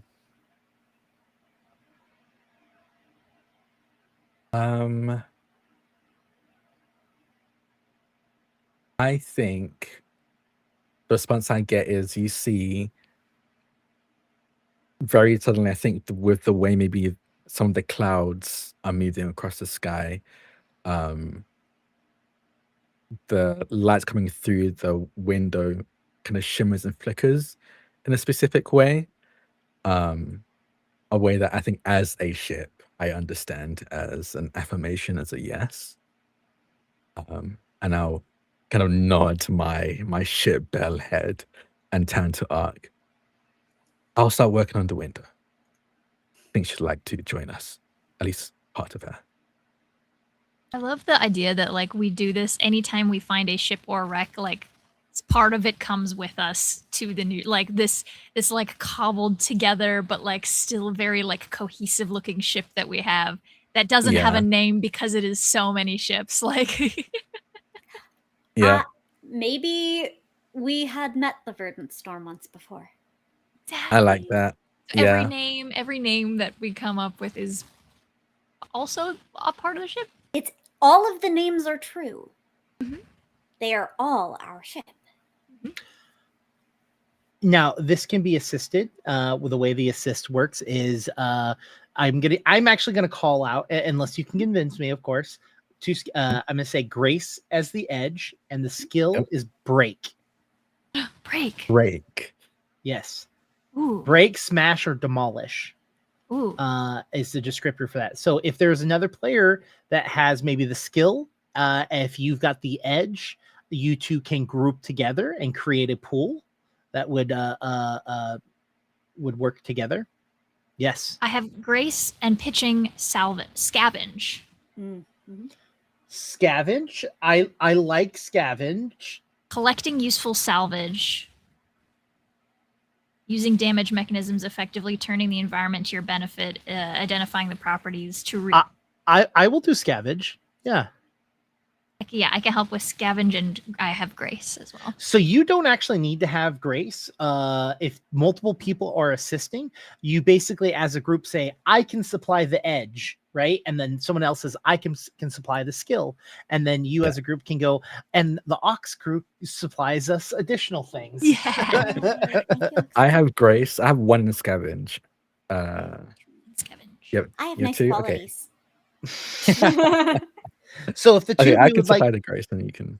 yeah. So if the two of you want to work out that's a pool of 3. So Drac, you can roll 1 dice, and Caitlin, if you would like to roll 2 dice, and feel free to use Ox points if you would like. I mean, I think we should. I think we should use an Ox point. Yeah, let's use an Ox point then. So then why don't we just do Drac, you roll 2, and Caitlin, you roll 2. And who gave us his Ox point? Sam, you want to roll a D8? Okay.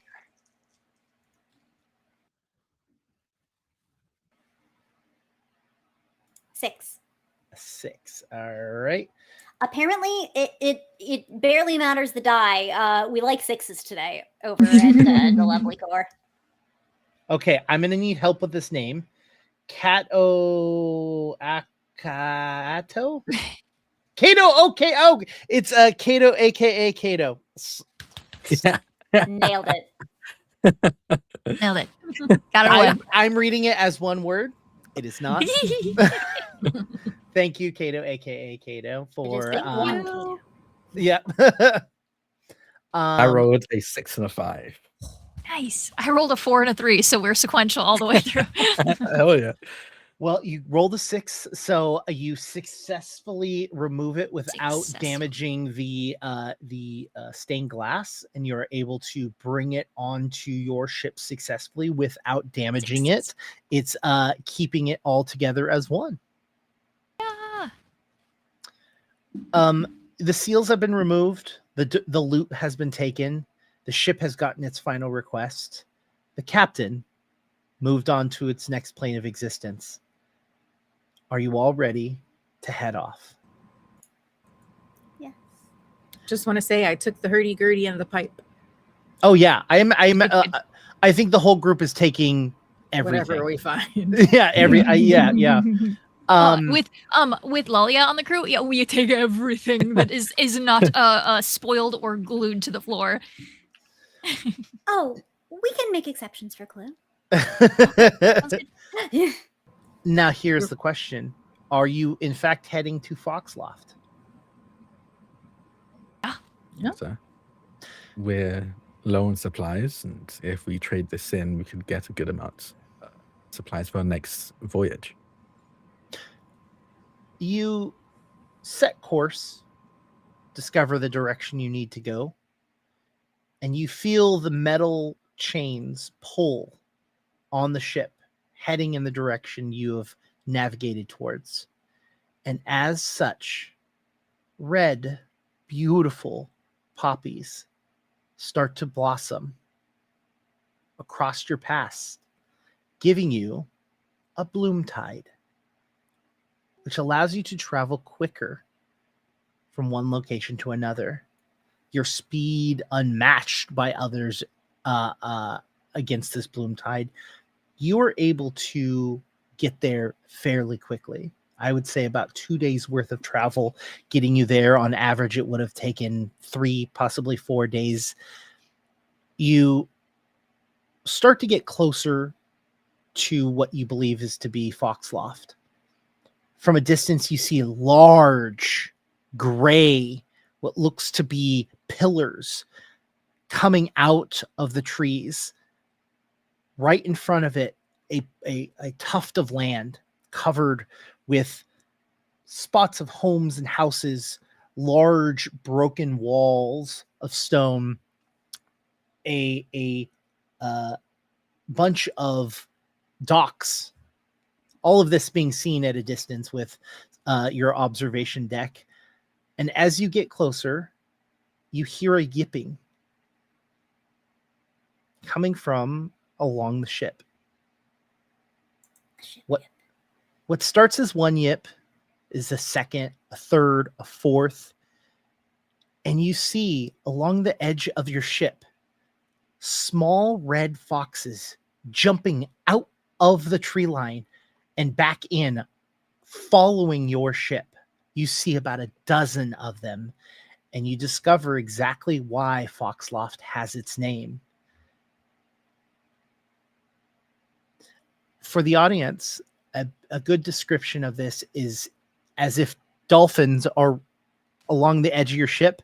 That is what the foxes are doing. They're yipping and making happy noises as they run along the ships. You ever see Fox on trampoline? Mm-hmm.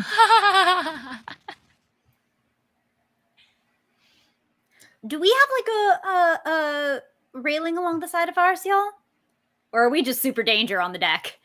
Oh, I think we do, because I think that's the lightning thing. I think that is. I mean, like we a do railing, have isn't a it? storm rail, though I thought that was like, That's like a gun. That's like a rail gun. Oh, I thought it was like somehow built in as like. Well, it could presumably it would be affixed to something. I wasn't sure what like. Oh. Yeah, I assume we do. I assume we can't have. hear you.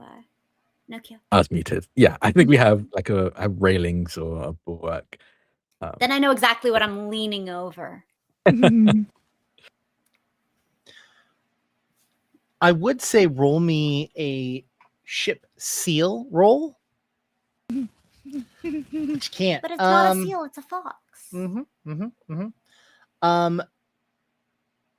As you are moving closer to Foxloft, you can see that they kind of move off and away as you get closer.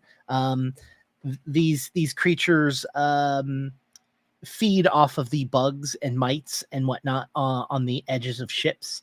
And so whenever a ship comes by, they have become so attuned to humans that they know how to make them happy, very similar to animals that have had to interact with humans for long periods of time. They know that you're going to throw food over. They act cute in certain situations, but they also have a secondary meaning, which is they feed on bugs and mites and critters that live on the bottom sides of boats. And as you move closer to Foxloft, they kind of spread out, as some people still considered them to be nuisance, but they're too cute for any of you to think any differently. You head over to Foxloft. There's docks that are around this. I would say as a group of you, as you get closer, these large gray pillars are shaped very strangely, and you can tell that these are actually the rib cage of a leviathan.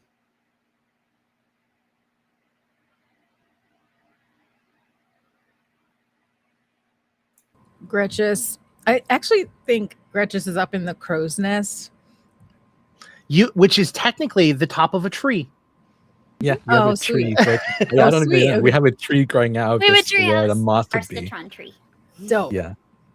That's where I am, looking out, and I notice the Leviathan, that it's Leviathan rib cage bones, and I'm just in awe. You all might see me leaning over the crow's nest, out of the crow's nest, just staring, looking around. You never get used to it. The persistence of mankind and the beasts that came before them. Wow. you can see that there are signs giving you navigation to 3 distinct areas. One of them labeled the Rib Fields, with what can be very clearly seen as a skull and crossbone next to it. Spearing Fens and High Cross are the 2 other locations.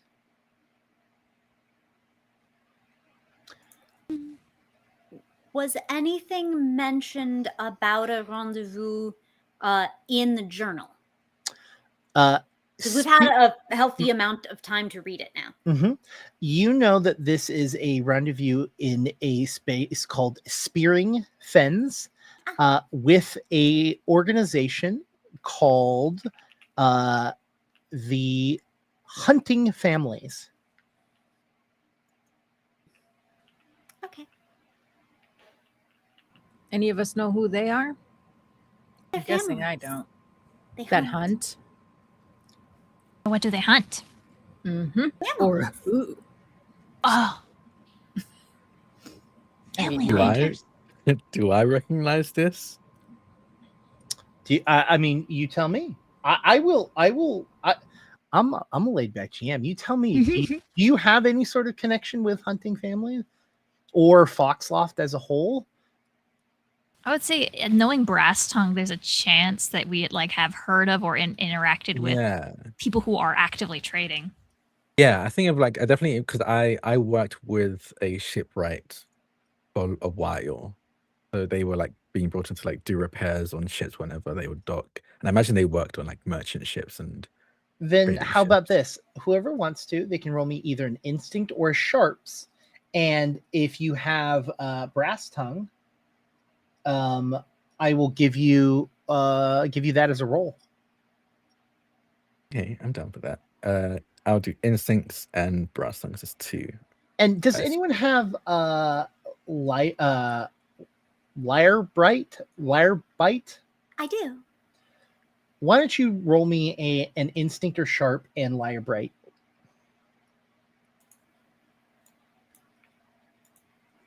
Drac, what did you get? A 1 and a 6. A 1 and a 6. Great. That's great. One's so it only matters what the highest is. So if you roll a 1 and a 6, it's not like you fail. The 6 is the important part. Sam, A 3. a 3.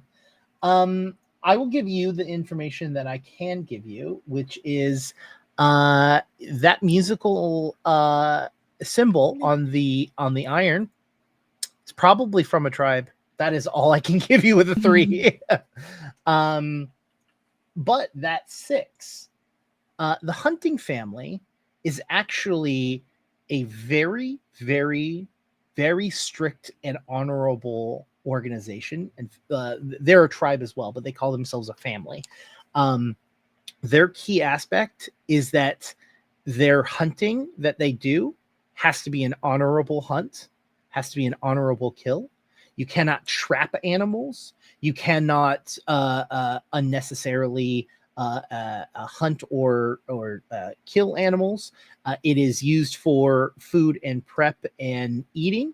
The one sort of exception for this is that if you would like to become a full-fledged member to the Hunting Family, you have to go out and hunt enough food to feed the entire family for a party. So they decide, I want to become a member of the family. They say, okay, here's a party, here's the amount of people. You must go out and solely hunt enough food to feed all of these people. Okay. So I can I assume that they'd be interested in these metals for equipment. Like guns, spears, weapons, all crucial to have metal. I think this Hunting Family is who ordered these metals, and quite honestly, I think trading this in for salvage and maybe even some food, some specimens would be ideal, especially since we need to refuel soon. Did it say in the book, in the logs or whatever, what the agreed upon payment and or trade was? No, it's what it does say is it seems as if they understand that they are in need and that negotiations would happen upon arrival. Very similar to bartering as a whole, your wants and needs are desperate or unwanting based off of your current situation. If they just got a massive amount of metal, they're gonna be a little bit more harder to bargain with. But if they have recently gone through a loss and don't have and need extra ore, they are going to be willing to trade more. So it's going to be very important to be the ones that trade and be able to negotiate.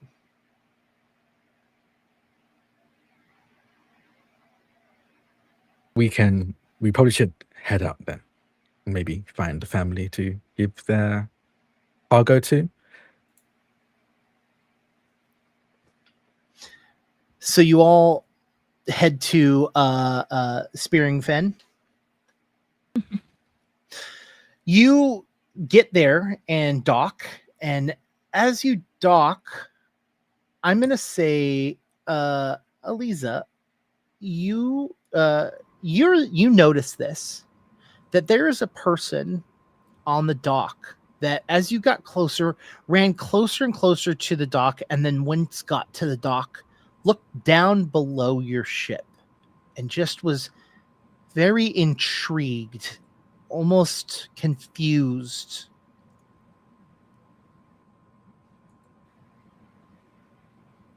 Can I help you? She looks up at you and then turns and runs away. Oh, what did she look like? What was she wearing? It was a this was a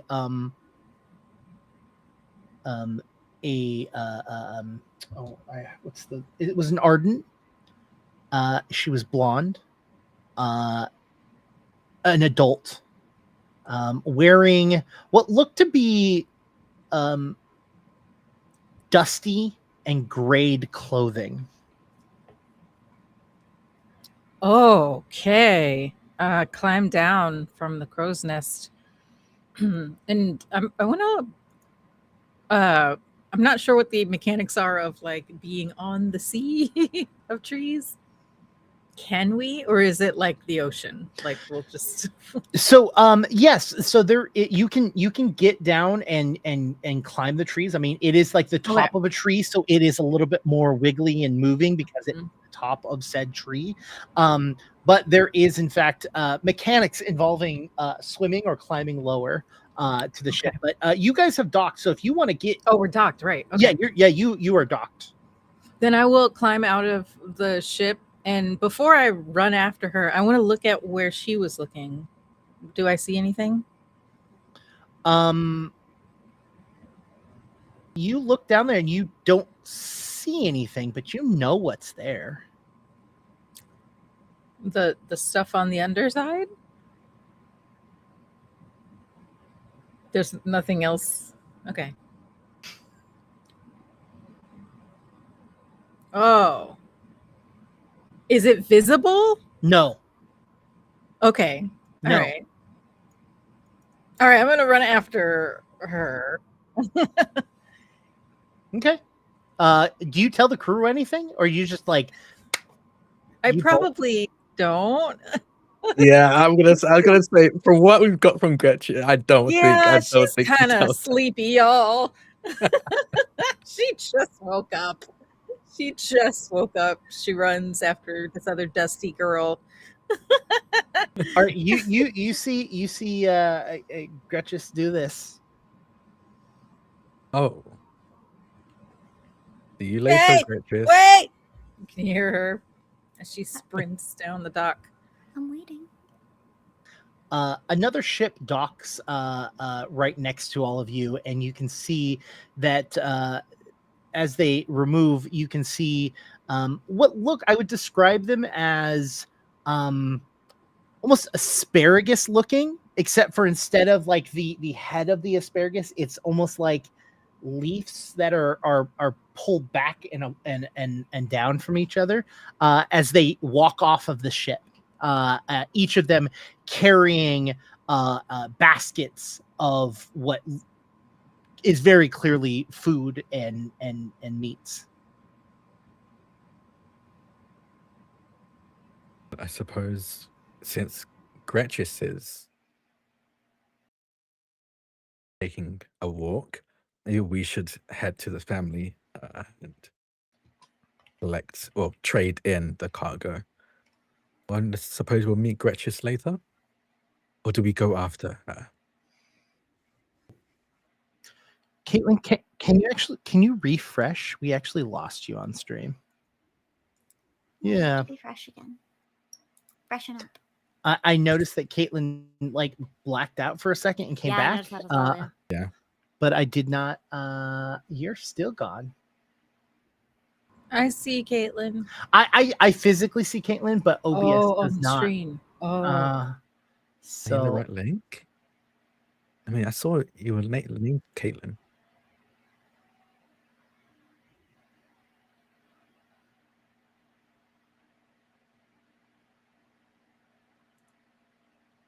Yeah, let's see her.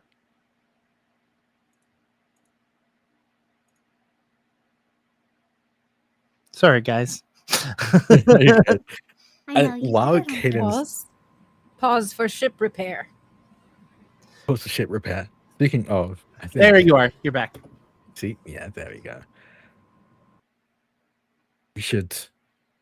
Okay, so Lolia, you're going to go after Gretchis? Maybe. I'll find her. It'll be okay. I'm bad Okay. at lucky bits anyways, and it's boring. So have fun. And then she's gonna hop off the side of the ship. Oh. Ark, I think we've got this, but we may need to be sure not to bump into each other while around the family. Oh. Will it be shocking?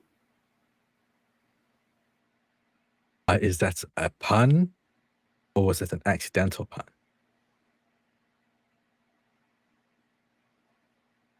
You're supposed to know that. What did I do? Did I pun? Well, yes, you see. And as we're walking down, I start explaining the pun to Ark. Jokes are so much better when you explain them. Thank you. That's what I always thought. It doesn't take very long before people actually kind of stop Ark and Nokio as they go, are you here for business or pleasure? Well, ideally both, but I think ultimately business. You can see that the person they're an ardent and they're wearing fur and leather. They've got a pouch slung over their shoulder with a bag, like almost like a large purse on their side, with a rifle on their back. You can very clearly tell that they are a member of the family, and they go. So you said what? Ideally both, but primarily business. We are here to trade in some iron and copper. Oh, iron and copper. Yeah. You're the delivery guys, right? Yes. We are delivering. Oh, great. Let me bring you to Karthus, and he's been looking forward to meeting you. You know, his son is going through the celebration, right? The first feast. Oh, that is exciting. We won't impose or intrude for too long then. The more the merrier. That kid's got the eye of a hawk. Well, is it? Yeah, they have eyes. Mostly. He's like, come on, just come with me. And he turns and starts taking you through the. You remember I had described those broken walls. It looks like this was some sort of building from like a long history, a long time ago. the walls themselves, you can see, have small carvings of names on the bricks as you pass these large gray walls, moving towards a large, what looks to be almost like a banquet hall. Inside of it, you can see that this is more than just a banquet hall. This is a living space. This is a festival location. And at this moment, they are getting ready for the first feast. And in the center, you can see a large throne as a Ardent is sitting leg up, looking around, watching everyone work. And he goes, I assume you have my ore. Yes. Come, please come up here. Okay. Now, I will take the lead as I see Ark already looking around.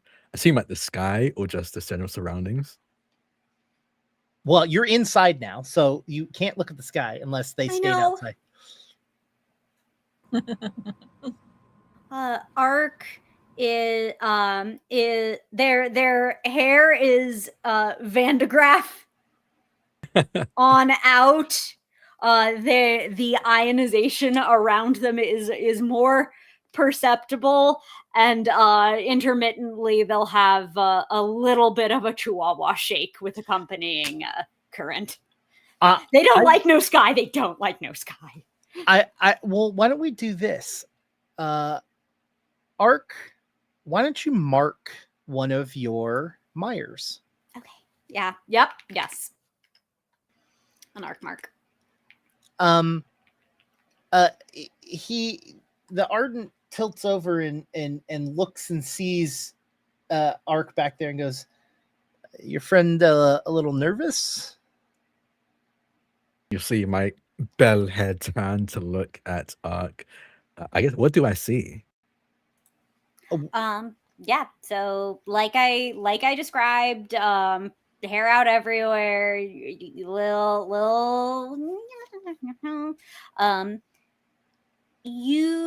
I don't know what, I doubt we have discussed it formally, but you have probably observed that Ark is rarely ever persuaded to go below decks. Like, even when performing liberation, they preferred to do that from view of sky. I think knowing this, I will say to the Ardent, give me a moment.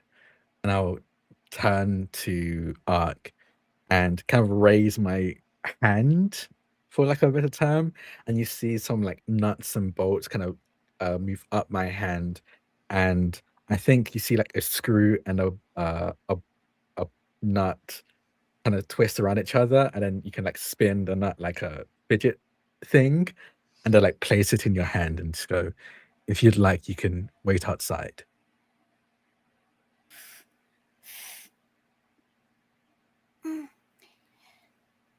You have to be scared to be brave. You have to be scared to be brave. You have to be scared to be brave. And they put the nut on top of the nail wrapped with the copper wire that they carry, and they're going to go with you here where there's no sky. Bravely. We've got this. Come on. And I'll turn back. And again, I think lead, just to be like, hey, you don't need to, you just being here is enough, Ark. I will handle the rest. Hello, I am Nokia, and this is Ark. We are some of the crew of the Verdant Storm. And we came across a ship with some of your trade goods on them. He leans forward and puts his arm out to like shake your arm, but he grabs like your arm, right, to give you like that full, and then he looks to Ark to do the same thing. It's not my practice. Forgive me. And he goes, all right. Well, you are all in my family's domain, and you say that you found something of mine. So what's to say that we just liberate it from your ship? Oh, thank you. Yes, we were going to hopefully trade it with you. Seemed like that was the initial plan of the crew before the bears attacked. If it was only fair to finish off the job. So you're telling me that you came across a ship, had ore on it, discovered where it belonged to, and then brought it there? Yes. All right. That is very honorable of you. And you can see he just gives you a big smile. He goes, well, you want some help bringing it out? I'd love to see how much you got and the quality. It was very impressive. We'll probably need help bringing this all the way out here, but if anyone wants to come with us, we can definitely offload it onto the docks. No. I'll have my men be at your ship ready when you are to not going on your ship, at your ship ready when you are ready to offload it. He goes, but you are here, you're in my home, so you must join me for our celebration. I demand it. You can tell that his word of I demand it is less of the actual meaning of demand and more of a colloquial. I insist. Yeah. It is I insist. But it is very forthcoming. He goes, I demand it. You stay here with us. You celebrate. I'll turn to Ark. How do you feel about that? Do I see you fidgeting with the little fidget toy maybe? Fidget intensifies, but they aren't looking at the ceiling at this exact moment. Okay. What does the ceiling look like, by the way? Since I'm looking at it, I might as well know. Whoa, am I going to spend the whole time with this character asking what is up? Probably. You're the fabled character who remembers to look up. I'm the up dog. You're the up dog. Everyone's always asked what it is. What's an up dog? The roof itself is finely woven together branches, like almost like woven together like braided hair. Like the wood, you've stared enough at it that you can tell that the wood is treated and is molded to basically create these weaves of branches coming all the way down, and then those weaves are spliced together and pushed as tightly together and use some sort of adhesive to prevent from leakage from coming through. But you can see little tiny specks of yellowy golden light pressing through these notches, but you understand that those little specks are discolored light coming through the glue and adhesive. You can see, but it isn't there isn't holes. It doesn't leak. It's not fully permeable, but at least I can see the sky is here. The sky is here, and that's probably why I'm looking at you, having assured myself I can see the idea of sunlight, or at least convince myself that I can see it. One other thing is that in the center, actually, no, I apologize. No, I was describing that. That is what you see. And before the two of you answer, Gertith, Gretches, right? Gretches? Yes. Thinking about how to Gertie. Yep. Gretches and Lilia, the two of you are running after. You're running after Gretches, and Gretches is running after this woman covered in gray as she is running through what seems to be like an open market. Okay. jumping over stalls and stuff. Why don't you roll me a... I think that this makes sense as either a grace, you are being agile in this situation, or an instinct. Both of those would work. And then for a skill, hunt makes a lot of sense. Outwit also makes sense. Do you have anything that would work for that? I have hunt. I don't have either of those edges. Okay. So that's just one die. Okay. Oh, 6. Perfect. You are able to somehow keep an eye on her as she's bobbing and weaving and moving around through everything. The thing that you notice is that her bare feet leave behind what looks like soot prints on the cobblestone road. And that allows you to follow her to what looks to be like an apartment of some sort. Okay. Outside of this, it's like a 3-story building, mostly mud caked over walls. The stairs wood, and in the front on the lower level, you see 2 old women drinking tea, and you can see the footprints go up the stairs. Stop short when I see the ladies. Excuse me, ma'ams. Someone, do you know the person who just went up there? Sasha? Yeah, I know her. Sasha. Okay. I just wanted to ask her if she needed something at our ship because she was looking at it funny. That girl looks at everything funny. I think she might be a little bit funny. The other one chimes in saying. Okay. Clarification on so how she went upstairs or she went up? Sorry, I'm trying to get a visual. Yeah, of the... so it is like basically when you come up to it, think of it like a 3-story apartment. The stairs being on the outside on the out. The first floor, you can see outside of a door there are 2 older women drinking tea, clearly gossiping, and the footsteps go up the stairs. You don't know if she's on the 2nd or 3rd floor, unless you follow the steps, of course. While Gretches is talking,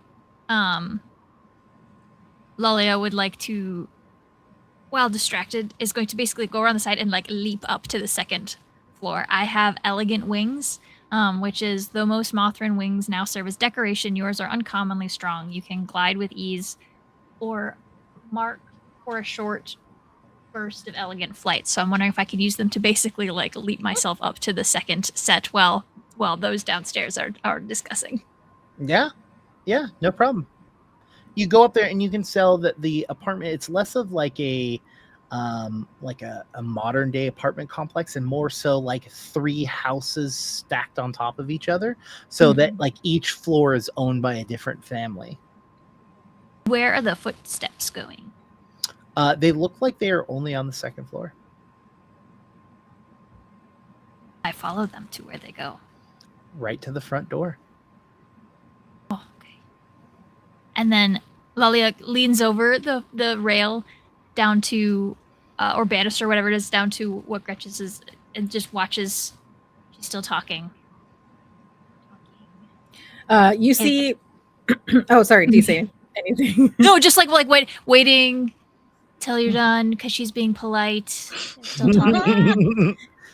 Then what you see is Gretches just kind of slightly talking and slightly bowing. She's kind of gotten into a conversation with the ladies, wanting to pass them and ask, is it okay to pass, but not knowing how to like ask that or just do it. Do you just like walk past them? Meanwhile, she's just like, you're yep. As you're stuck in the conversation, they're like, she hasn't been right since she started working over at the oh gosh, what is it called? One second. They go, she ain't right since she started working over at the rib fields. That's for sure. Supposedly she stole some. You know what they say when you steal some, you know? What do they say when you steal something? Oh no, not something specifically bone. You know what they say. I don't. Supposedly. And they lean in, and in fact, the second one reaches out and hands you a cup of tea. Thank you. And they go, rumor has it that when you steal Leviathan bone, apparently you get some sort of wicked sixth sense that allows you to sense other Leviathan. I mean, I know I don't believe it either, but I'm just glad that she don't got woke bone. You know, that's what I'm just happy about. They That sip their sounds tea. terrible. Your character would absolutely know what woke bone is. Okay. Woke bone is like is a disease that happens when you're around Leviathan bones enough that like you breathe in the spores and the bones in your body grow their own will. Sentience. Yeah, they Yeah. grow their own sentience and cause your body to move and do things that you don't want it to do. So your brain and your eyes and your mouth and like your muscles all are fighting against your bones while your bones are trying to do something. Oh my god. I Yeah, have a the question. Yeah. Isn't this town built on the like around or in Leviathan? There Ridge? is Wow. Yep. there no. There is a Leviathan bone field that is a section of it that they Okay, so- mine. That's why they have that- the skull and crossbones on the sign. Okay. Oh. Leviathan bone, even though dangerous, is still very, very tradable and valuable to certain groups and organizations. So they get mined, and it's just a danger because it's not like, oh, you're near a Leviathan bone, all of a sudden you have this. It's like an airborne. It's like people that do coal mining, right? Like they get the black lung. Very similar in the situation. you get the woke bone. You get the woke Black bone. lung, work bone. It's Lalia's upstairs, like so long. Fine, and then she's gonna turn around and is gonna knock on the door that the footsteps went to. The door quickly opens and then closes immediately. Like you see a blonde woman covered in soot and silt. She opens the door, looks at you, and slams the door, and that breaks the conversation. That you look up and you can see Lilia at the door on the second floor. Oh, excuse me, and I'm gonna give the tea back and run up to the second floor. Lalia knocks again. Hey, Go away. why? I don't know you. I don't know you either. Then why are you at my door? I don't know. My friend was following you. This seems like a really dumb conversation. Probably. I don't have all the answers, Why? but I'm trying to find them. So, if you could answer them, that would be cool. I don't actually know why I'm here either. Can you And tell then- me? And this is when you get up there, Gretchen. How did you get here? Her wings kind of do a little flap, just like lift off. the back. Okay. Wow. jump. That's Why are we cool. following her? Oh, hey, excuse me. You were looking at our ship funny. Why? Why did you do that? Ma'am? And you hear Knock. you hear like not movement. You can hear when someone's being completely still. Like you get that feeling that You she is can, on the other side. feel them breathing, kind of. Yeah, like- yeah. And they go, "There's something funny with your ship. Something funny with your face. Why are you here?"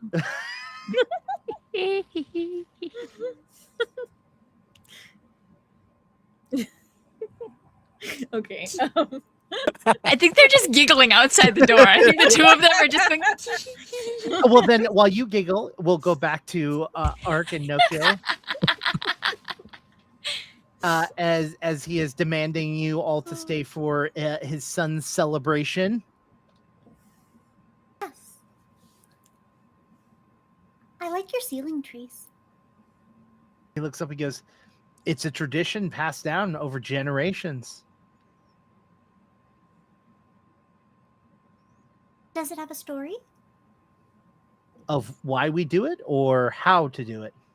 Yes and yes. He goes to like put his arm around you and then like stops like 2 inches away and is like, "Sorry, it's not your thing. And he like gives himself like a high five, like just like a he goes he goes, well, he goes he goes, well, it's kind of a long story, but I mean, if anything, we are a people that is proud of their heritage. And you know what? My job right now is to be celebrating my son's achievement. And I can't think of a better way to do that than to share with strangers the words of our ways." And he proceeds to go into like a conversation explaining that while they are a hunting family, there is beauty within everything around them, from the furs themselves and the patterns that they have, and that they are created through generations of animals. So is the trees themselves, the ocean in which they live on, an abundance of a reoccurring thing. And there is the natural beauty that is the shape of a branch, but they wanted to make it their own. They didn't want the plight of the trees to have their own fight against them. They wanted to take something from what has taken from them and make something beautiful out of it. And so they had figured out ways to soak the branches to make them more malleable, more closer to rope, and then to dry them out and make them hard and brittle, so that they could make creations how they wanted to make them.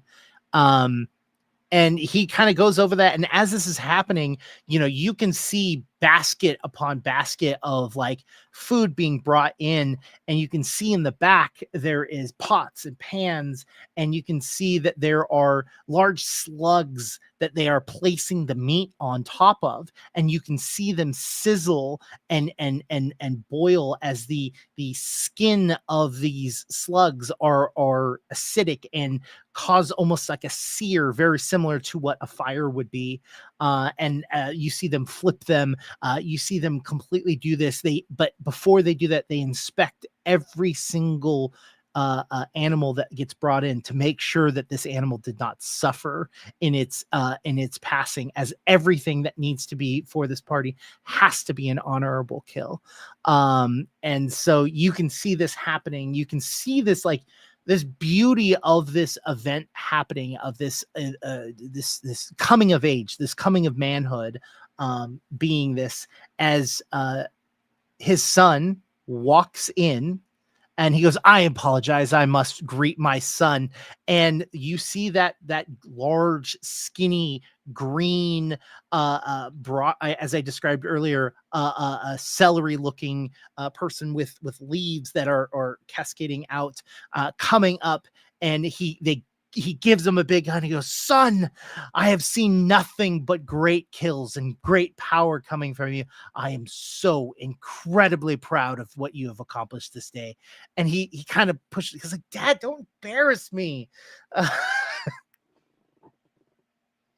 I'm actually going to send a photo to all of you of what his son looks like.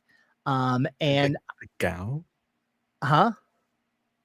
I think that there's one bloodline called the gal that I feel like it gives a similar vibe. Oh, are you talking about the bloodline? Yeah, asparagus boy. And So for those of you watching the stream, I'm going to put it in the Alt-Haven Bloomtide chat.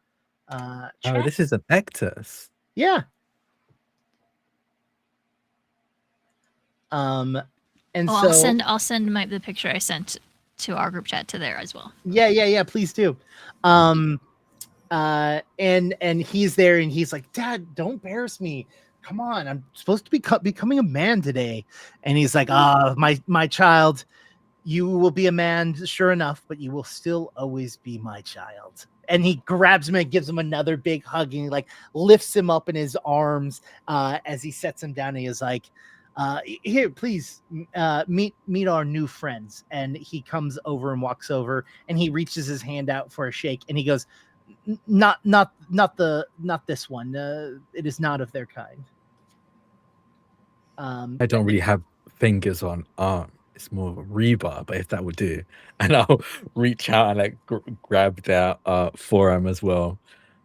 Just like it just feels like cold steel, I guess. You can feel like screws and nuts and bolts for fingers kind of wrapping around their arm, making sure not to scratch or cut. And they take great pleasure in this. When you say that, he lets go and he goes, we all come in different shapes, sizes, and changes. It's what's behind the motivation and less so the action itself.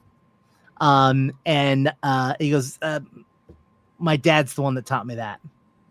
And you can see that he's like a little bit proud of his son. He goes, they will be joining us. I've already seen that you have gotten enough for our friends. So I invited them. He's like, Dad, you're making this so much harder. I didn't want. He's like, I know what you can do. What did I tell you? You can do this. I know it. And he's like, well, nice meeting you. I gotta go finish the preparations. Nice meeting you. And he turns and walks away, and he goes like, so how about we get down to business now? Yes. And I think we're ready. And he goes, so what are you looking for? Weapons? Furs? Oh. I'll be honest, I did not consider weapons or furs. And I'm realizing we haven't actually discussed this with the rest of the crew, so I think this might be up to us, Ark. How is this? You meet up with your group, you decide what you want, and our men will be waiting for you outside of your ship when you're ready. You're very hospitable. There's a lot of things I have been called. I will take this one as a compliment. Before we go, let's say, hypothetically, someone who is unfamiliar with your land got off a ship and just ran in a direction. Are there any specific points or places that they'll likely run to? This is the first time where he is fully confused at your statement. Like, there has been things that have been said or communicated that may have been different or unsure of his of what you meant, but he understood what the premise behind it was. This he is confused by. He goes, I do not know the motivations of others. Do you have a description, maybe? No, one of our crew members got off the boat and ran.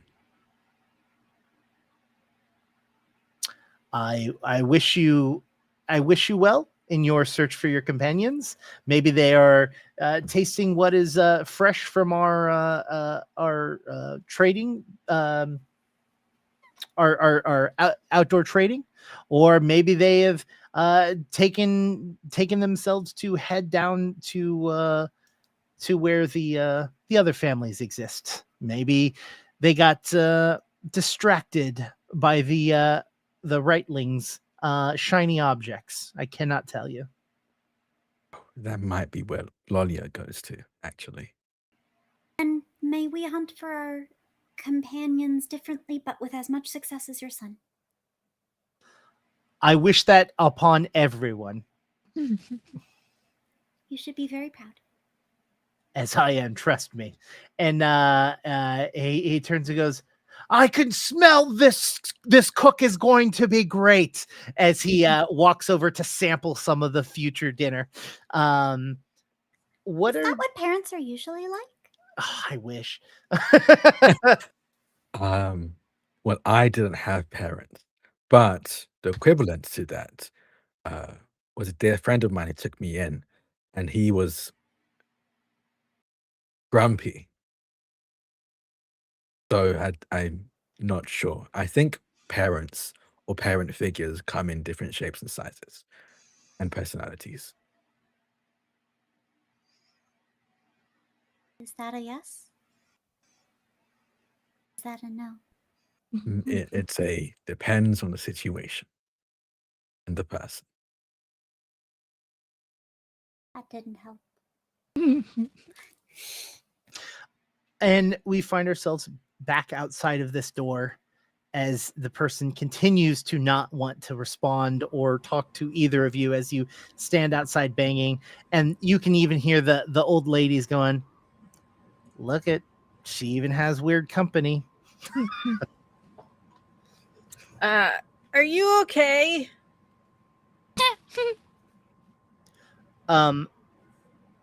You hear a loud crash.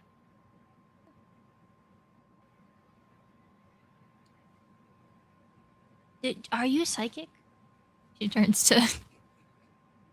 Oh, she's escaping. Wait, she's escaping. Gonna try to run around to the back. Is this like a wraparound porch type of deal? Mhm. Okay, then You wrap around to what seems to be a window, and you can see that she is inside on the floor. Oh no. Try the window. Or is there a door? Any way to get in easily here? You're gonna have to break something. I take out my I have a rusted, what is it? Hand trowel. I don't want to hurt my swords, so I take out this rusted hand trowel, and I'm not thinking fast enough for this to wrap my hand, but I'm going to take the blade side or the handle side and hold it and just try to crack a window open. Yeah, you break the window pretty easily. The glass itself is very, very thin. In fact, you're assuming it's not actually what we would perceive as glass, as that requires very hot molten items. But this is probably some sort of like hardened clear sap or some other means. So it's very easy to break. And as you break it, you can see her like shoulders moving and her arms start to kind of like uncontrollably like move in weird and strange ways. Whoa. Do I recognize this type of movement? It is very abnormal. You tell me, has your character ever experienced someone with woke bone? No, I don't think so. But having just gotten a heads up from the old ladies, I wonder if I would piece it together. I don't know if I would even piece it together, to be honest. Lalia is still at the front door, by the way, just like twiddling thumbs. But Lalia has definitely seen people with woke bone before, but she's not in there right now. Okay. She proceeds to stand up, and her moving towards the door, and her arm kind of like slapping the door handle instead of like grabbing it and turning it, and you hear this on the door handle, and eventually it's turned just enough to unlatch. Oh god, I grab it. Oh, did you move to the other side? Did you move to the front door? Oh no. Yeah, because you were at the window. She's at the front door. Okay. And as that happens, the door swings open, and oh crap, she stands there in front of you. Her hands almost not balled in a fist, but together. Her right arm turned back away from you, flat hand on the other, as she looks at you, and you can see in her eyes, you can see that they're there, and that she has this like wide eye, just like, oh no face. Is woke bone contagious, or is this like you had to have like spent an amount of time with this dust?